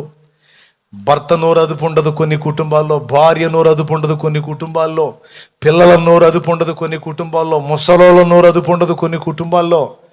ఏదో మాట్లాడేస్తారు, మొత్తం కుటుంబం అంతా గందరగోళం, గోల గోల గోల గోల. కాదంటారా? కాదంటారా? ఇది చిన్న మ్యాటర్ అని ఎప్పుడు తీసి, చిన్న నాలుగే కదా, అందుకని చిన్న మ్యాటర్ అని చాలామంది బుక్ అయ్యారు. పొరపాటును కూడా దాన్ని చిన్నగా అంచనా వేయొద్దు, తక్కువ అంచనా వేయొద్దు. చిన్న మ్యాటర్ కాదు ఇది, వెరీ డేంజర్ విషయం. ఉన్నదంతా కూడా అక్కడే ఉందని చూపించాను నేను. కాదని చెప్పగలవాను? సర్వ శరీరమునకు మాలిన్యం అంటించేది అదే అన్నాడు. అంటే సర్వ శరీరంతో నువ్వు చేసే సమస్త పాపాలకు ఏదో ఒక విధంగా నాలుక కారణం అవుతుందని చెప్పగానే చెప్పాడు దేవుడు. దాన్ని బట్టి ఏమర్థం చేసుకోవాలి? ఘనత యందును పరిశుద్ధత యందును ప్రతివాడు తన తన ఘటమును కాపాడుకొనుట ఎరిగి ఉండుట ఏ దేవుని చిత్తము అన్నాడు. ఈ ఘటం మొత్తంలో దేన్ని నంబర్ 1గా ముందు సాధన చేయాలయా? నోటికి కళ్ళము పెట్టుకొనకుండా తనను తాను మోసపుచ్చుకొనుచు భక్తి గలవాడనని అనుకునేలా వాని భక్తి వ్యర్థమే. చూడండి, కళ్ళకు గంతలు కట్టుకోమనలా, చెవుల్లో దూదులు పెట్టుకోమనలా, ఓన్లీ నాలుకనే చూపించాడు. నాలుక, నోటికి కళ్ళం పెట్టుకోకుండా అన్నాడు. క్రైస్తలో సాధన చేయాలి, దాన్ని ఎరిగి ఉండాలి. అవతల వాళ్ళు మాట్లాడారు, పలకరించారు. పలకరించినప్పుడు అవతల వాళ్ళ స్థితిగతుల్ని గుర్తుపట్టి మన నాలుకను వాడే విధానం మార్చుకోవాలి. అవతల వాళ్ళు కొంచెం తేడాగా మాట్లాడుతున్నారు అనిపించినప్పుడు మన నాలుకను కొద్దిగా కఠినపరిచి మాట్లాడితే ఆటోమేటిక్గా వాళ్ళు సరి చేయబడతారు. వాళ్ళు ఇకిలిచ్చారని మనం సకిలిచ్చి మాట్లాడామనుకో, అవతల వాళ్ళు ఇకిలిచ్చారని మనం సకిలిచ్చి మాట్లాడామనుకో, జరగాల్సిన పాపం జరిగింది. క్రైస్తలా అవునా? ఏంది, ఏం మూలగరు? నాలుకను ఎక్కడ ఎలా వాడాలి, ఎక్కడ అదుపు చేసుకోవాలి? కొంతమంది నేను ఏమన్నా చెల్లిద్ది, నాకు నోరుంది కదా, నేను ఏం మాట్లాడినా నడుస్తుంది, నేనే కదా అని ఒక రకమైన గర్వాన్ని ఆ మాటలో ప్రదర్శిస్తారు. చాలా డేంజర్. నాలుకే దీనుణ్ణి రాజును చేసింది, ఆ నాలుకే రాజును కూడా పశువులాగా గడ్డి మేపింది. దేవునికి స్తోత్రం. నాలుక నోటితో కూడా అలా బయటికి మనస్సులో అనుకున్నాడు, ఇదంతా ఈ బబులోను సంస్థానం అంతా నా వైభవం కదా అని. నెబుకద్నెజరు అనేవాడు నోట నుండి ఆ మాట బయటకు రాకముందే నోట్టో అనుకుంటేనే ఆకాశం నుండి స్వరం వినబడి ఏం చేసింది? 7 సంవత్సరాలు నీవు భూజంతువులలో ఒక జంతువులాగా అయిపోతావు. 7 ఏళ్ల తర్వాత పరివర్తన కలుగుతుంది, మారు మనసు వస్తుంది, అప్పుడు మళ్ళా నీ రాజ్యం నీకు వస్తుంది. పోవాలి. అలాగే అయ్యాడు. దానియేలు చదవండి ఇంటికి పోయి. నాలుక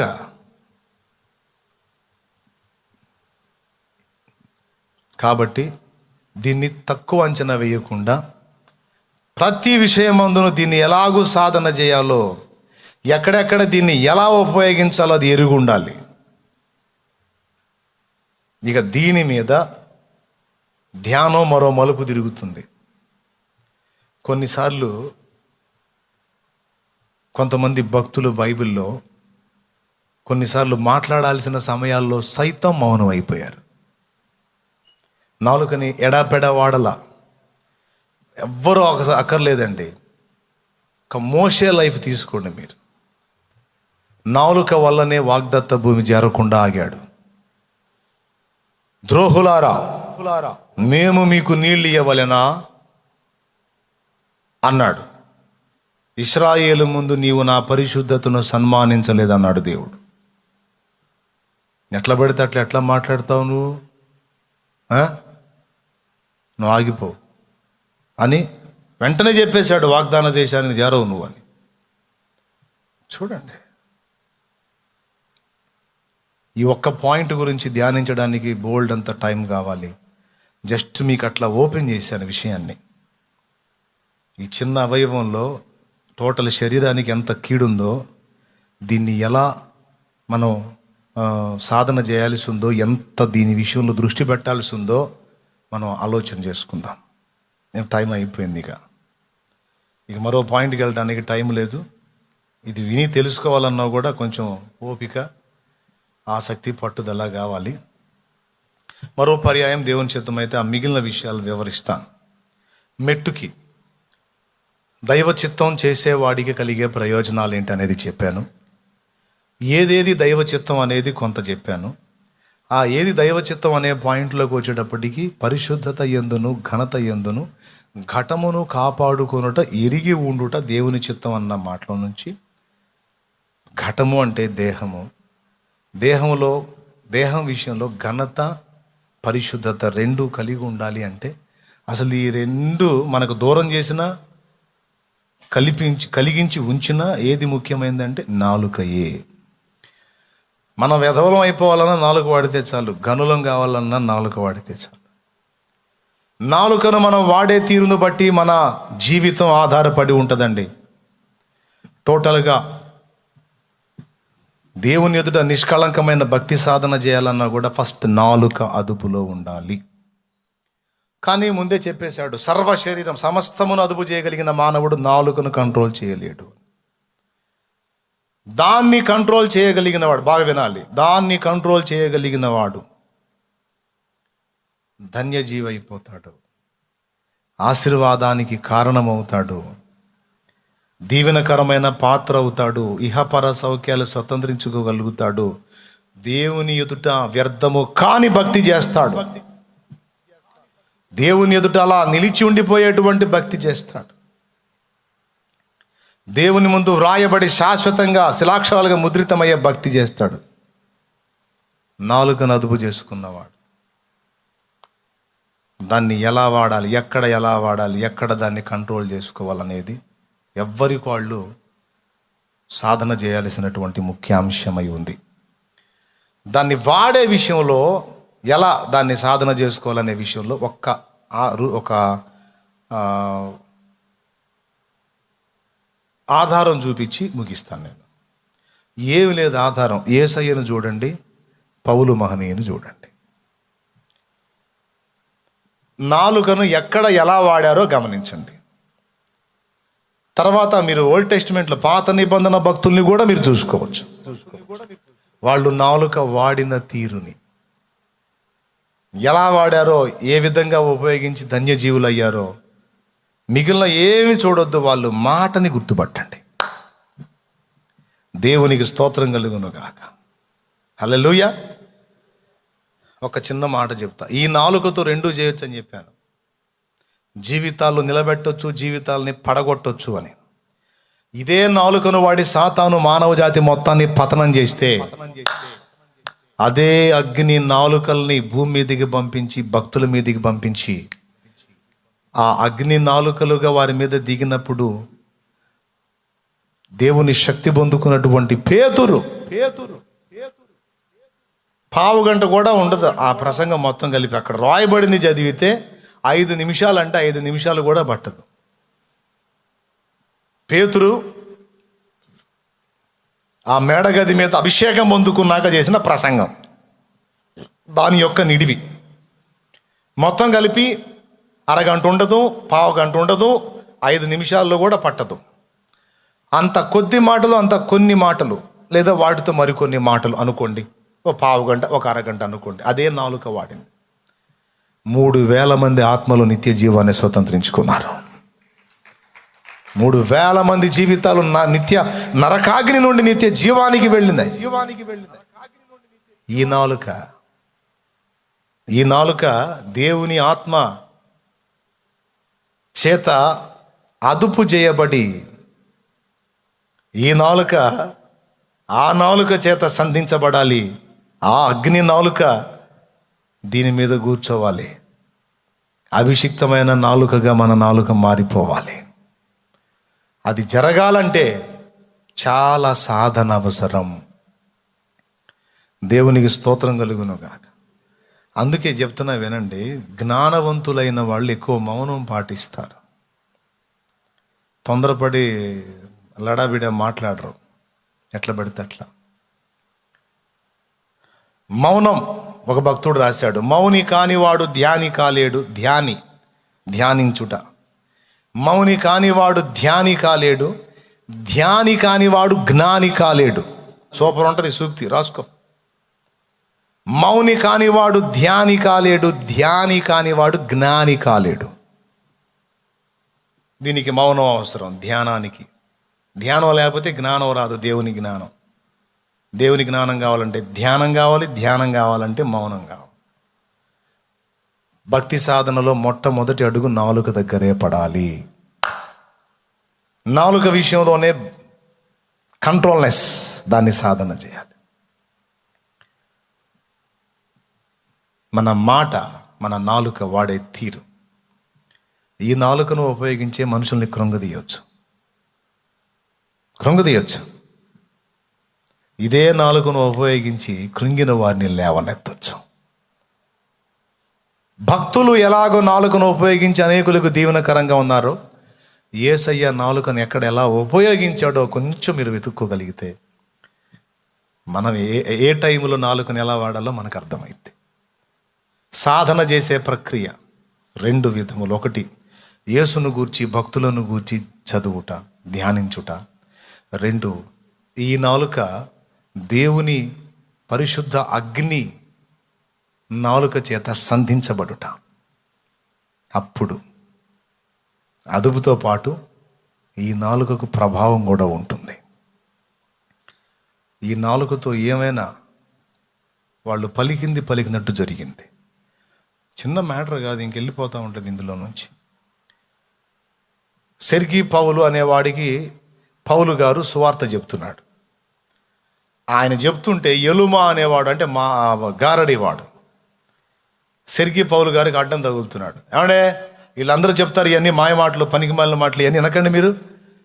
చూడండి, ఇదిగో ఈ గారడి చూడండి, ఈ మాయలు చూడండి, ఈ మంత్రాలు చూడండి, అవి చూడండి, ఈ చూడండి అని ఏదో వాడి సోది వాడి చెబుతా పౌలు చెబుతున్న సువార్తను అడ్డగించాడు. వాడు పదే అడ్డగించాడు. బాబు, నేను నీతో మాట్లాడలేదు కదా, ఆయన వింటున్నాడు, ఆయనతో మాట్లాడుతూ పక్కకి వెళ్ళిన ఆయన.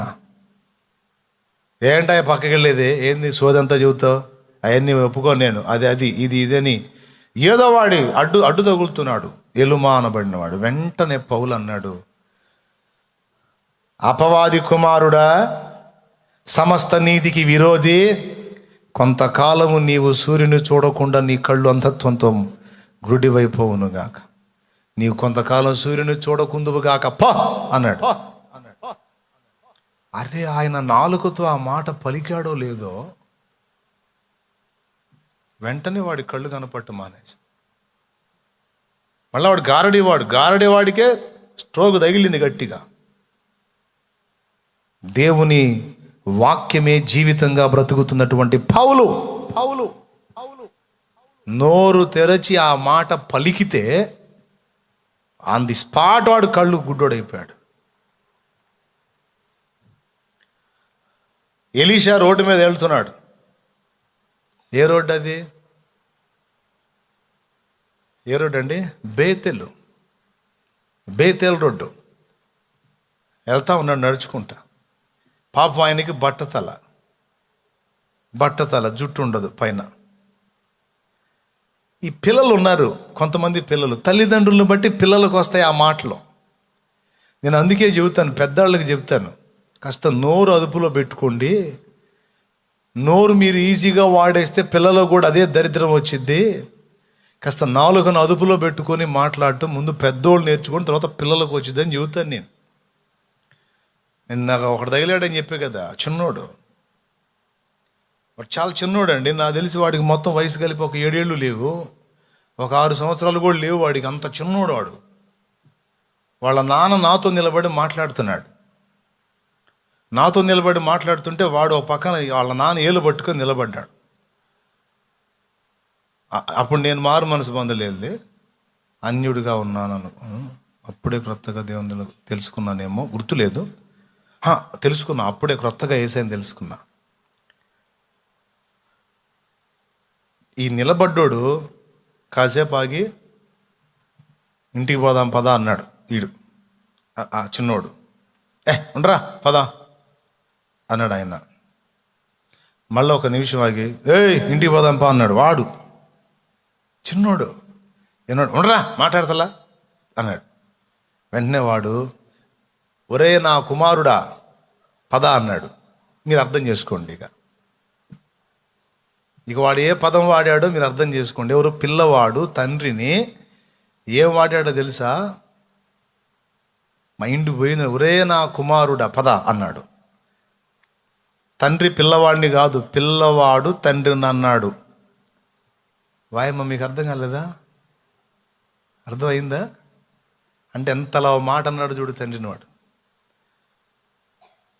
ఎవడు నేర్పాడు వాడికి ఆ ట్రైనింగు? అంత ఈజీగా నాలుగు ఎలా జారాడు వాడు? అంత తేలిగ్గా నోరు ఎలా జారాడు వాడు? ఎవరిని చూసి నేర్చుకున్నాడు? పిల్లవాడు కాదు, ముందు దరిద్రుడు. తండ్రి దరిద్రుడు అంటే ఈ భూత పురాణం అంతా ఇంట్లో వాడుతున్నాడు అన్నమాట. ఆ వాడుతున్న పురాణాన్ని చూసి వీడి లైన్లో దిగాడు. ఇక వాడు మొత్తం 6 ఏళ్ళు లేవు, వాడు ఆ మంత్రాంగం అంతా వాడు చదువుతున్నాడు. అది కూడా బయటోడి మీద ప్రయోగించట్లా, ముందు ఇంట్లో నుంచే మొదలు పెట్టాడు వాడు. అందుకే చెప్తాను, ఏం చెబుతున్నా,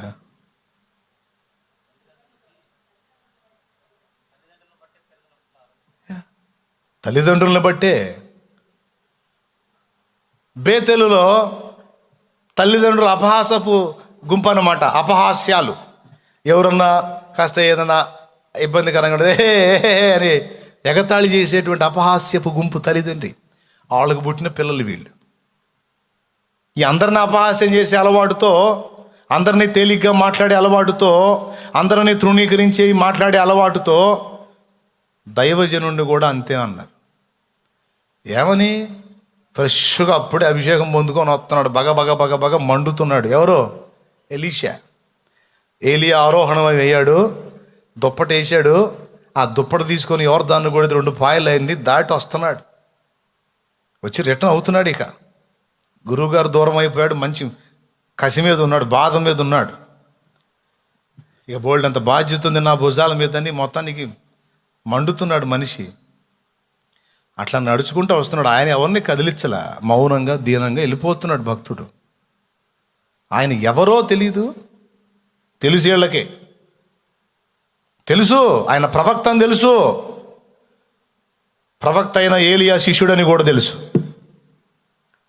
ఈ పిల్లలు దాదాపు నాకు తెలిసి, నేను అనుకుంటున్నా కనీసం ఒక 60-70 మంది పిల్లలు, 60-70 మంది పిల్లలు ఇంచుమించు. ఈ ఈ ఈ ఎలీషా వెంటబడి, బోడివాడా ఎక్కిపోము, బోడివాడా ఎక్కిపోము. ఎవరిని? దైవజనుణ్ణి, ప్రవక్తని.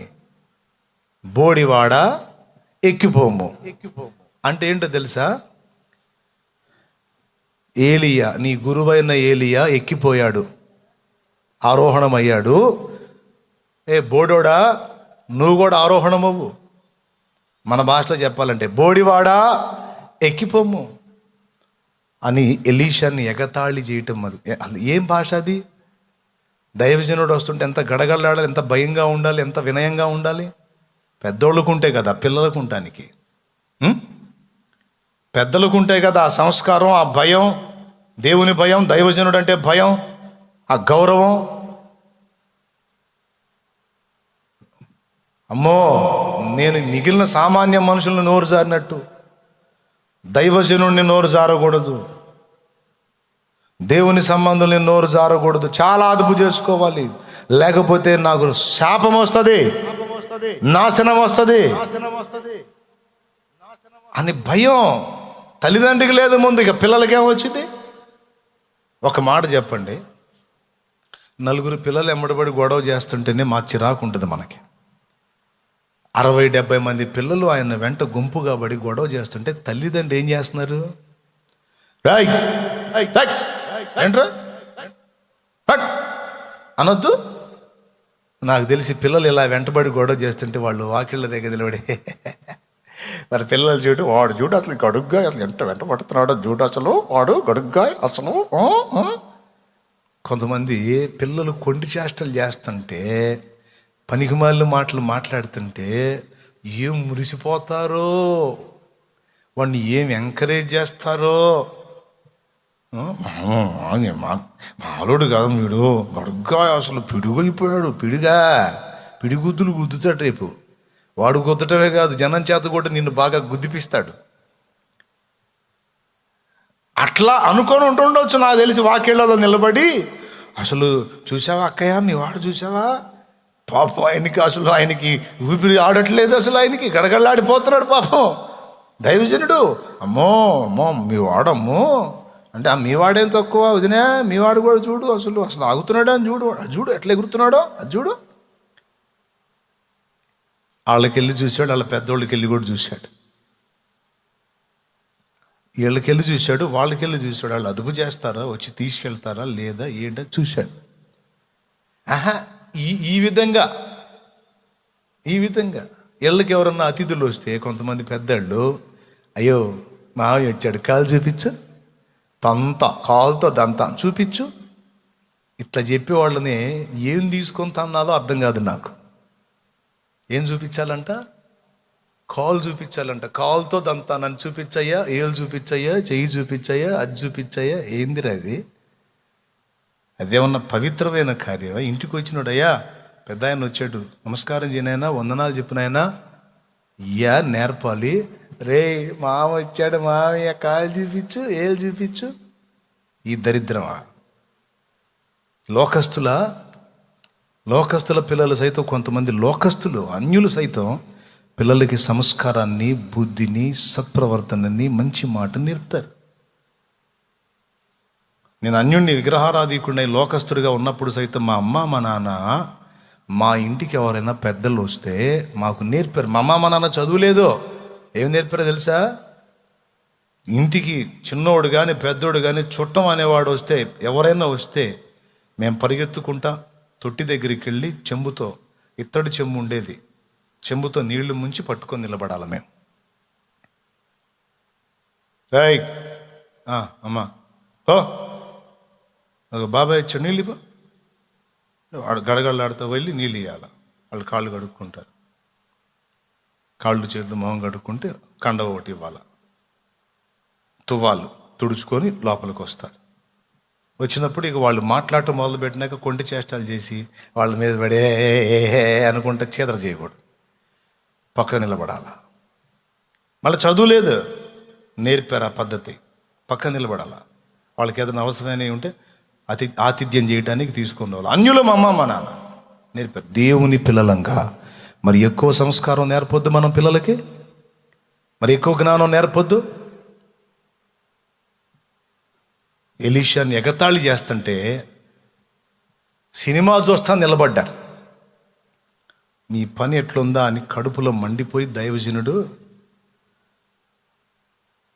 యెహోవా పేరిట వారిని శపించును అనుంది. ఆయన నోట శాపవచనం రాకూడదు. అది ఎంత దరిద్రం అంటే అంత దరిద్రం. ఏకదం ఆయన యెహోవా పేరిట శపిస్తే, నోరు తెరిచి ఒక శాపవచనం పలికితే ఎలుగుబంట్లు వచ్చేస్తుంది గురుగురు. ఆ శాపం కంప్లీట్ అయ్యిందో లేదో, అరణ్యంలో ఉన్న ఎలుగుబంట్లు గుర్రు గుర్రు గుర్రు గుర్రు, గాండ్రు గాండ్రు అనుకుంటా, గుర్రు గుర్రు అనుకుంటా, గాండ్రించుకుంటా వచ్చేసినాయి. పిల్లల మీద పడి 42 పిల్లల్ని చీల్చివేసినాయి.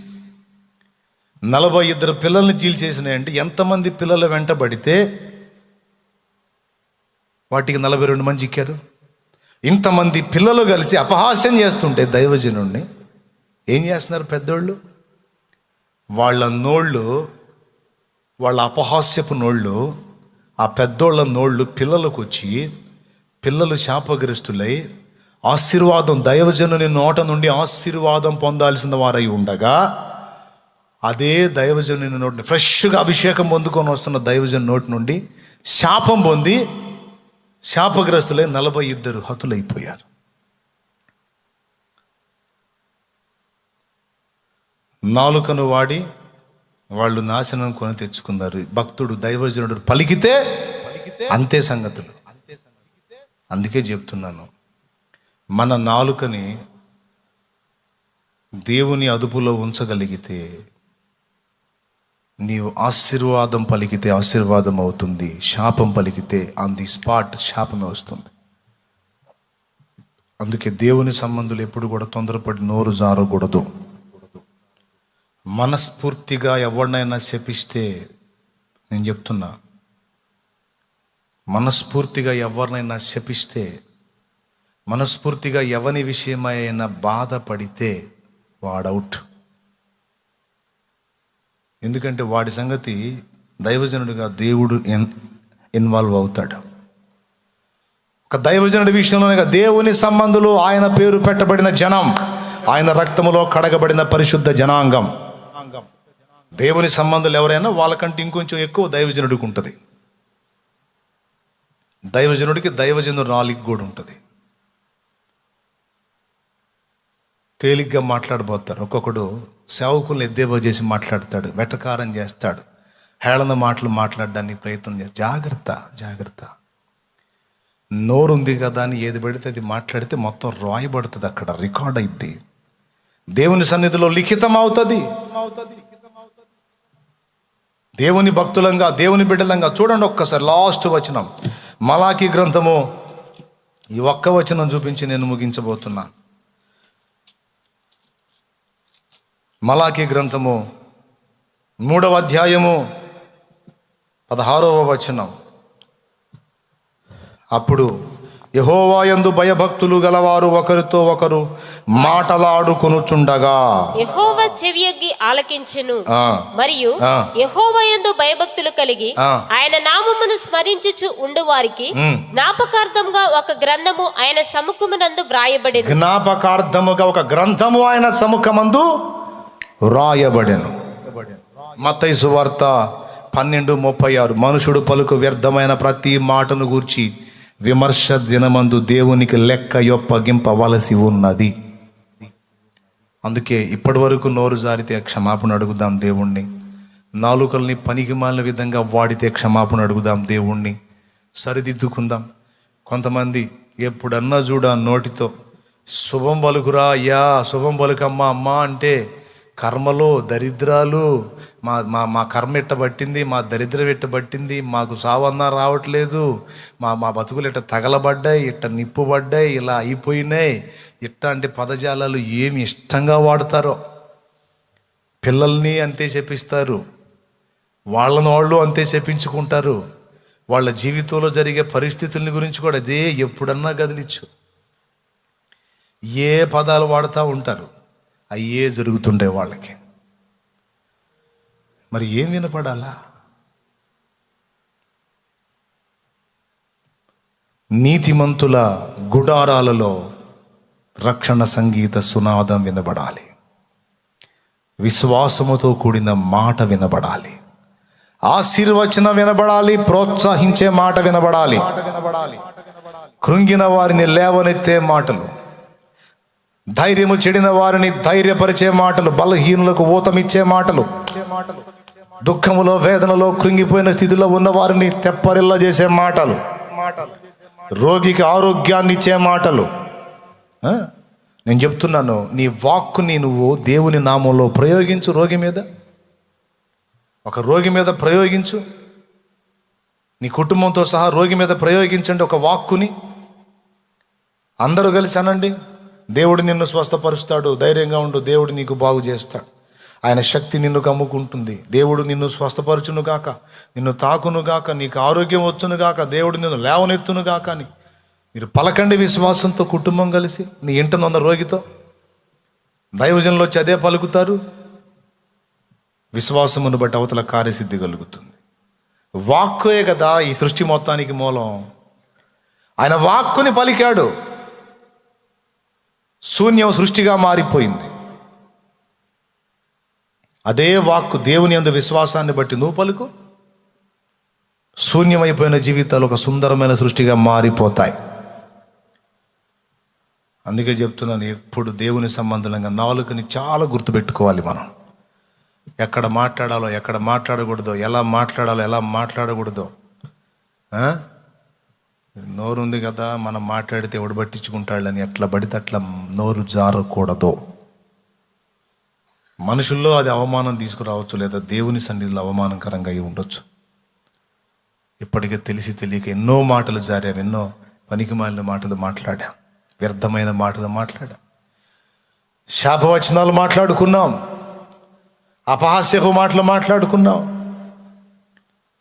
హేళన మాటలు మాట్లాడుకున్నాం, దూషణ మాటలు మాట్లాడుకున్నాం, డబల్ మీనింగ్ మాట్లాడాం.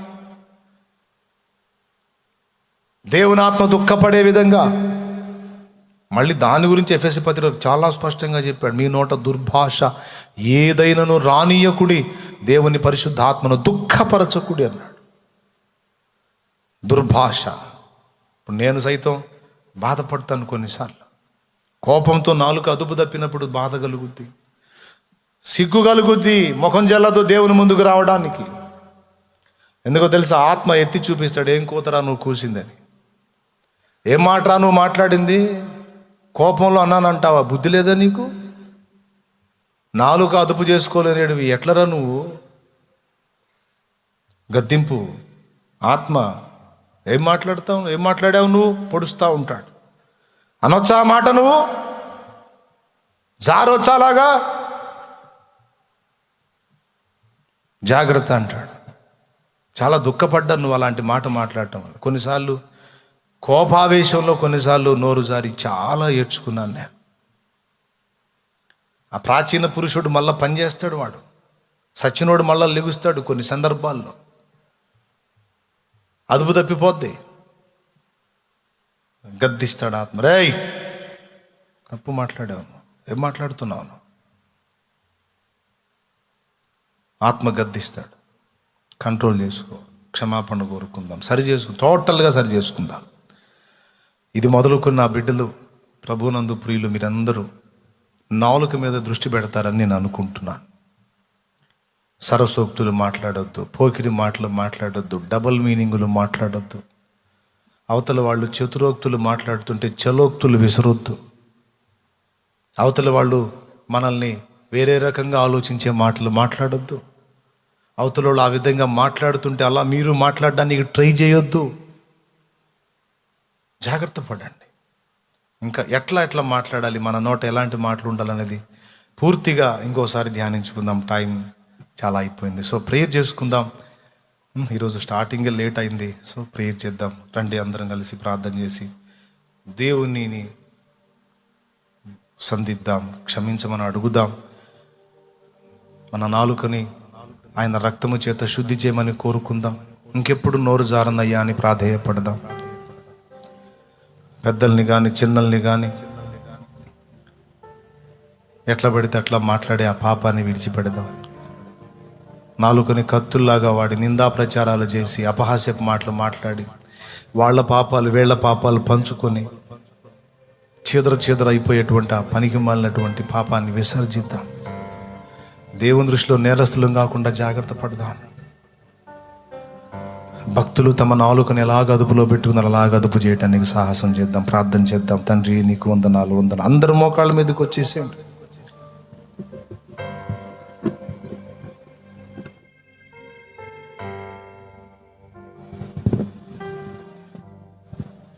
శుభకరమైన మాటలు పలుకుదాం, ఆశీర్వచనాలు పలుకుతాం, ఆరోగ్యానికి చెందిన మాటలు పలుకుదాం, ఆయుష్కు చెందిన మాటలు పలుకుదాం, జ్ఞానము కలిగి నోరు తెరుద్దాం.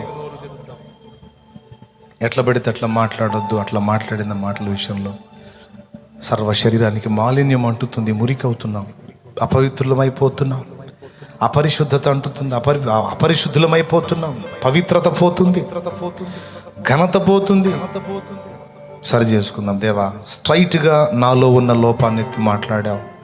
నీకు వందనాలు వందనాలు వందనాలు. ఇంకా వేరేది ఏది కూడా టార్గెట్ చేయలేదు. నా దోషాన్ని ఎత్తావని దేవుని పాదాలు పట్టుకుందాం. లోపాలు సరిదిద్దుకుందాం. పిల్లలకు నేర్పుకుందాం. మంచిగా మాట్లాడటం నేర్పుకుందాం. శుభం పలకటం నేర్చుకుందాం. దేవా, వందనాలు వందనాలు. బిడ్డలందరూ కూడా ప్రార్థనకు ఉపక్రమిస్తుండగా దేవా, అందరి కొరకు ప్రార్థన చేస్తున్నాను. నేను కూడా ఈ దోషమును ఒప్పుకుంటున్నాను. దేవా, ఎక్కడన్నా నోరు జారానేమో నాయన క్షమించనను కానీ అనేక పర్యాయాలు తొందరపాటున కోపావేశుడన ఈ శరీర సంబంధిగా మాట్లాడి ఉన్నాను. ప్రభువా, నా మాటల దోషమును మొదట నేను ఒప్పుకుంటున్నాను. నా బిడ్డల దోషాలు కూడా నేను ఒప్పుకుంటున్నాను. దయచేసి మా అందరి పాపములు, మా నాలుక దోషములు, నాయన నోటితో చేసిన పాపములు, సర్వ శరీరానికి మాలిన్య మురికిని అంటించిన పాపములు ఒప్పుకుంటున్నాం. క్షమించండి నాయన. అదుపు లేకుండా అయిపోయిన మా నోటిని నీ చేతుల్లో పెడుతున్నాం. నీ అగ్ని నాలుకను మా మీదికి పంపి మా నాలుకను ఆ నాలుక చేత సంధించి నూతనపరచు నాయన, నూతనపరచు నాయన. మా మాటలు ఇంకా ఎలాగుండాలో మాకు ఇంకా అనేక సంగతులు నేర్పయ్యా. మమ్మల్ని మన్నించు తండ్రి. ఒప్పుకుంటున్నాం దేవా, నిజమే. దీవెన పలకాల్సింది శాపాన్ని పలికాం, ఆశీర్వాదాన్ని పలకాల్సింది దరిద్రతను పలికాం, ఆరోగ్యాన్ని పలకాల్సింది రోగాన్ని పలికాం, నిన్ను గణపరచాల్సింది శత్రువుని గణపరిచాం, నిన్ను గొప్పగా చేసి మాట్లాడాల్సింది సమస్యలని గొప్పగా చేసి మాట్లాడాం. ప్రభువా, ఒప్పుకుంటున్నాం నాయన. క్షమించు దేవా, మన్నించు నాయన. ఇది మొదలుకొని మేము అదుపు చేసుకుంటాము. అలాగూ చేసుకోవటానికి ఇష్టపడుతున్న మమ్మల్ని మన్నించి నీ రక్తము చేత కడిగి శుద్ధీకరించి నోటికి కళ్ళం పెట్టుకోవటం నేర్పించు నాయన. వ్యర్థము కానీ ఆశీర్వాదకరమైన భక్తి చేయడానికి సహాయం చేయి. నిష్కళంకమైన భక్తి చేయడానికి సహాయం చేయి. స్తుతి మహిమ ఘనత మీకే చెల్లిస్తూ విశ్వాసముతో బిడ్డలందరినీ నీ నామంలో ఆశీర్వాదాన్ని ప్రకటిస్తున్నాను, శుభాన్ని ప్రకటిస్తున్నాను, స్వస్థతను ప్రకటిస్తున్నాను, సమృద్ధి దీవెనను ప్రకటిస్తున్నాను, ఆత్మీయ ఎదుగుదలను వారి మీదకి నైనా విడుదల చేయమని ప్రకటిస్తున్నాను, వారి ఆత్మలను బలపరచమని ప్రార్థిస్తున్నాను. వారి మీద విశ్వాసమును బట్టి నీ బలముండును గాక అని ప్రకటిస్తున్నాను. వారి మీద నీ ఆశీర్వాదం, వారి కుటుంబాల మీద నీ దీవెన ఉండును గాక అని ప్రకటిస్తున్నాను. విశ్వాసముతో శుభం పలుకుతున్నాను, దీవెన పలుకుతున్నా, ఆశీర్వాదం పలుకుతున్నా, స్వస్థత పలుకుతున్నా, సమృద్ధి పలుకుతున్నా, సమాధానమని పలుకుతున్నా. దోషములను ఒప్పుకొని క్షమాపణ కోరి సరిదిద్దుకొని మారు మనసు పొంది పలుకుతున్నా. పలకబడినవి నెరవేరును గాక తండ్రి. ఆమేన్ అనువాడా. నీ దాసులంగా మేము పలికిన ఈ శుభవచనాలు యేసు నామమున నెరవేరును గాక తండ్రి. బిడ్డలందరినీ పేరు పేరు వరుసన దీవించు. కుటుంబాలను ఎలా కట్టుకోవాలో అందరికీ నేర్పించమని, ముఖ్యంగా మాట యందు తప్పిపోకపోతే అన్ని విషయాల్లో భద్రంగా ఉంటారు అనే మాటని నాయన మేమందరము నేర్చుకున్నట్టు కృపనిచ్చే వందనాలు చెల్లిస్తాం. ఆశీర్వదించి వాక్కును మా హృదయాల్లో స్థిరపరచమని యేసు నామమున అడుగుచున్నాం తండ్రి. ఆమేన్, ఆమేన్, ఆమేన్. మన తండ్రి అయిన దేవుని ప్రేమ, ఆయన ప్రియ కుమారుడు లోకరక్షకుడైన యేసయ్య శాశ్వత నిత్య కృప, పరిశుద్ధాత్మ దేవుని యొక్క అన్యోన్య నిత్య సహాయ సహవాస సమాధానం సమకూడిన మనకు సకల పరిశుద్ధులకు సార్వత్రిక సంఘమంతటికి సదాతోడే మనందరూ నిత్యత్వంలో చేరు పర్యంతం మనల్ని నడిపించును గాక. ఆమేన్. ప్రవేశ రక్తమునకు జయ, ప్రవేశ రక్తమునకు జయ, ప్రవేశ నామమునకు సంపూర్ణ విజయం కలుగును గాక. ఆమేన్, ఆమేన్. పెద్దలారా, బెడ్ మీద కనపడుతున్న బిడ్డలకు నజరేయుడగు యేసు నామములో స్వస్థత కలుగును గాక. ఆ బిడ్డలు కాపాడబడుదురు గాక. వారికి మంచి ఆరోగ్యం యేసు నామములో లభించు గాక. ఆమేన్. చార్లెస్ పాల్ అనేటువంటి దైవజనుడికి యేసు నామములో స్వస్థత కలుగును గాక. ఆమేన్. సునీత అనేటువంటి బిడ్డకు స్వస్థత కలుగును గాక. స్మైలీ అనే బిడ్డ, చిన్ను అనేటువంటి బిడ్డల కొరకు ప్రార్థన చేస్తున్నాం. యేసు నామములో వారిని స్వస్థపరచు తండ్రి. ఆరోగ్యము దయచి క్షేమాన్ని కలిగించు. వారిని లేవనెత్తు, స్వస్థపరచు, సురక్షితంగా గృహాలకు నడిపించు. నీ సన్నిధికి క్షేమంగా వచ్చి సాక్ష్యం చెప్పే కృప దయచి యేసునామములో వారికి స్వస్థత కలుగును గాక. వారి మీద స్వస్థత విడుదల చేస్తున్నా. యేసునామములో వారు బాగుపడుదురు గాక. లైవ్లో మాకు కనబడుతున్నటువంటి పేషెంట్స్ కూడా యేసునామములో వారికి స్వస్థత విడుదలగును గాక. వారి మీదకి స్వస్థత విడుదల చేస్తున్నాం. నీ శక్తిని విడుదల చేస్తున్నాం. రోగులను బాగు చేసే ఆ స్వస్థత శక్తిని విడుదల చేస్తున్నాం. యేసునామములో వారు బాగుపడుదురు గాక. ఆ బిడ్డలు క్షేమం పొందుదురు గాక, ఆరోగ్యవంతులగుదురు గాక. యేసునామములో అద్భుతం చేయమని యేసయ్య పేరిట ప్రార్థిస్తున్నాం తండ్రి. ఆమేన్, ఆమేన్. ధైర్యం చెప్పండి వాళ్ళకి, తప్పకుండా దేవుడు స్వస్థపరుస్తాడని ధైర్యం చెప్పుమా. Okay, right. పెద్దలు పిల్లల్ని ప్రోత్సహించండి. అలాగే పురుషులు పిల్లల విషయంలో మంచి మాదిరిగా నడుచుకోండి. నాలుకను జాగ్రత్త. ప్రార్థన ఎప్పుడు ఇంట్లో కృతజ్ఞతాస్తుతులు, ప్రార్థనలు, దేవుని పాటలు, దేవుని మాటలు, దేవుని వాతావరణం ఇంట్లో ఎప్పుడు ఉండేటట్టు జాగ్రత్త పడండి.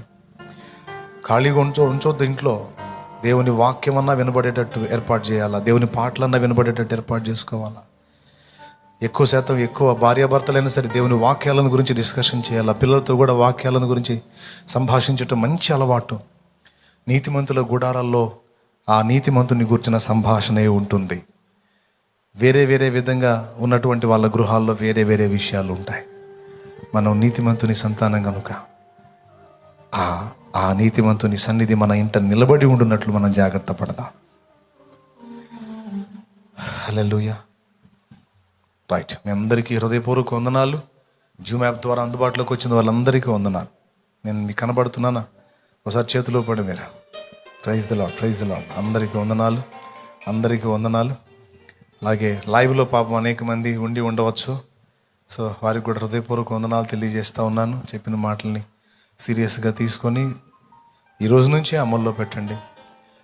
నోటి పెళుసుదనాన్ని తగ్గించుకోండి. నోరుని అహంకారంగా వాడకండి. దీనంగా మాట్లాడండి, సాత్వికంగా మాట్లాడండి, మృదువుగా మాట్లాడండి, ప్రేమగా మాట్లాడండి, చిరునవ్వుతో మాట్లాడండి, ధైర్యపరుస్తూ మాట్లాడండి, విశ్వాసముతో మాట్లాడండి, ప్రోత్సహిస్తూ మాట్లాడండి, ప్రేమగా మాట్లాడండి, ఆప్యాయంగా పలకరించండి, అర్థం చేసుకోవడానికి ట్రై చేయండి. దేవుడు మనందరికీ ఆ కృప దయచేయనుగాక. ఆమేన్. రైట్. మీ అందరికీ వందనాలు. సెలవు మరి. రైట్.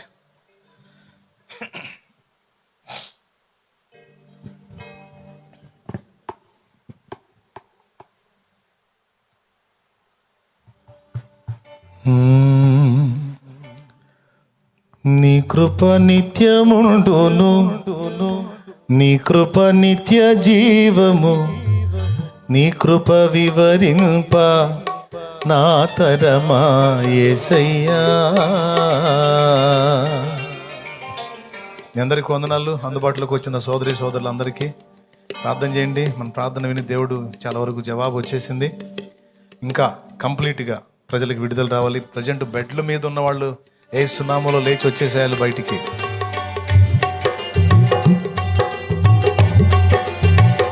నీతిమంతుల నివాసాలలో రక్షణ సంగీత సునాదాలు, ఆశీర్వచనాలు, శుభకరమైన మాటలు, దీవెనకరమైన మాటలు వినిపించాలి.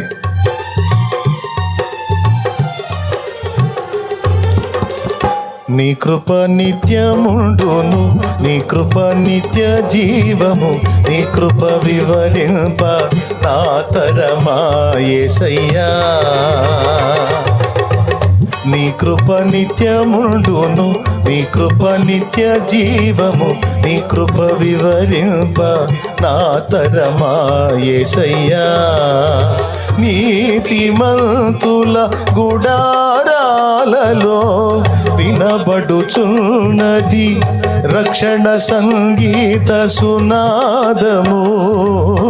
నీతిమంతుల నివాసాలలో వినబడుచున్నది రక్షణ సంగీత సునాదము. నీ కృప నిత్యముండును, నీ కృప నిత్య జీవము, నీ కృప వివరింప నా తరమా యేసయ్యా.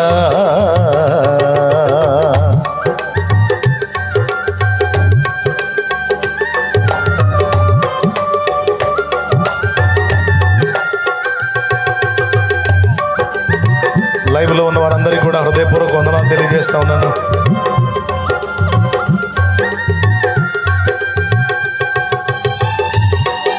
ఒక్క చరణమే పాడుతాను, ముగిస్తాను, ఇంకా నేను వెళ్తాను. రైట్, ఈ ఒక్క చరణంతో అందరూ ఏకీభవించవచ్చు. శృతి ఉన్న పాటలకు విలువలు ఉన్నట్లే కృతజ్ఞతనిచ్చావు, కృపలో నిలిపావు.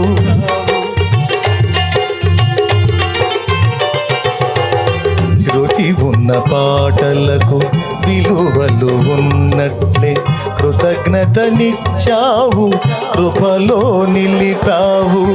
కృంగిన వేళలో నన్ను లేవనెత్తిన చిరునామా నీవేగా. కృంగిన వేళలో నన్ను లేవనెత్తిన చిరునామా నీవేగా. నీ కృప నిత్యముండును, నీ కృప నిత్య జీవము, నీ కృప వివరింప నా తరమా యేసయ్యా. నీ కృప నిత్యముండును, నీ కృప నిత్య జీవము, నీ కృప వివరింప నా తరమా యేసయ్యా. హల్లెలూయా. దేవునికి మహిమ కలుగునుగా. టైం చాలా అయింది. అందరికీ వందనాలు, ధన్యవాదాలు. జూమ్ యాప్లో ఉన్న వారందరికీ కూడా వందనాలు. సో మిమ్మల్ని తప్పలేదు విడిచిపెట్టి వెళ్ళడానికి బాధగానే ఉంది. అందరినీ పలకరించాలని ఆశగా ఉంది, కానీ టైం లేదు. సో మరోసారి కలుద్దాం. అందరికీ వందనాలు, దైవాశీస్సులు. సెలవు. Good night.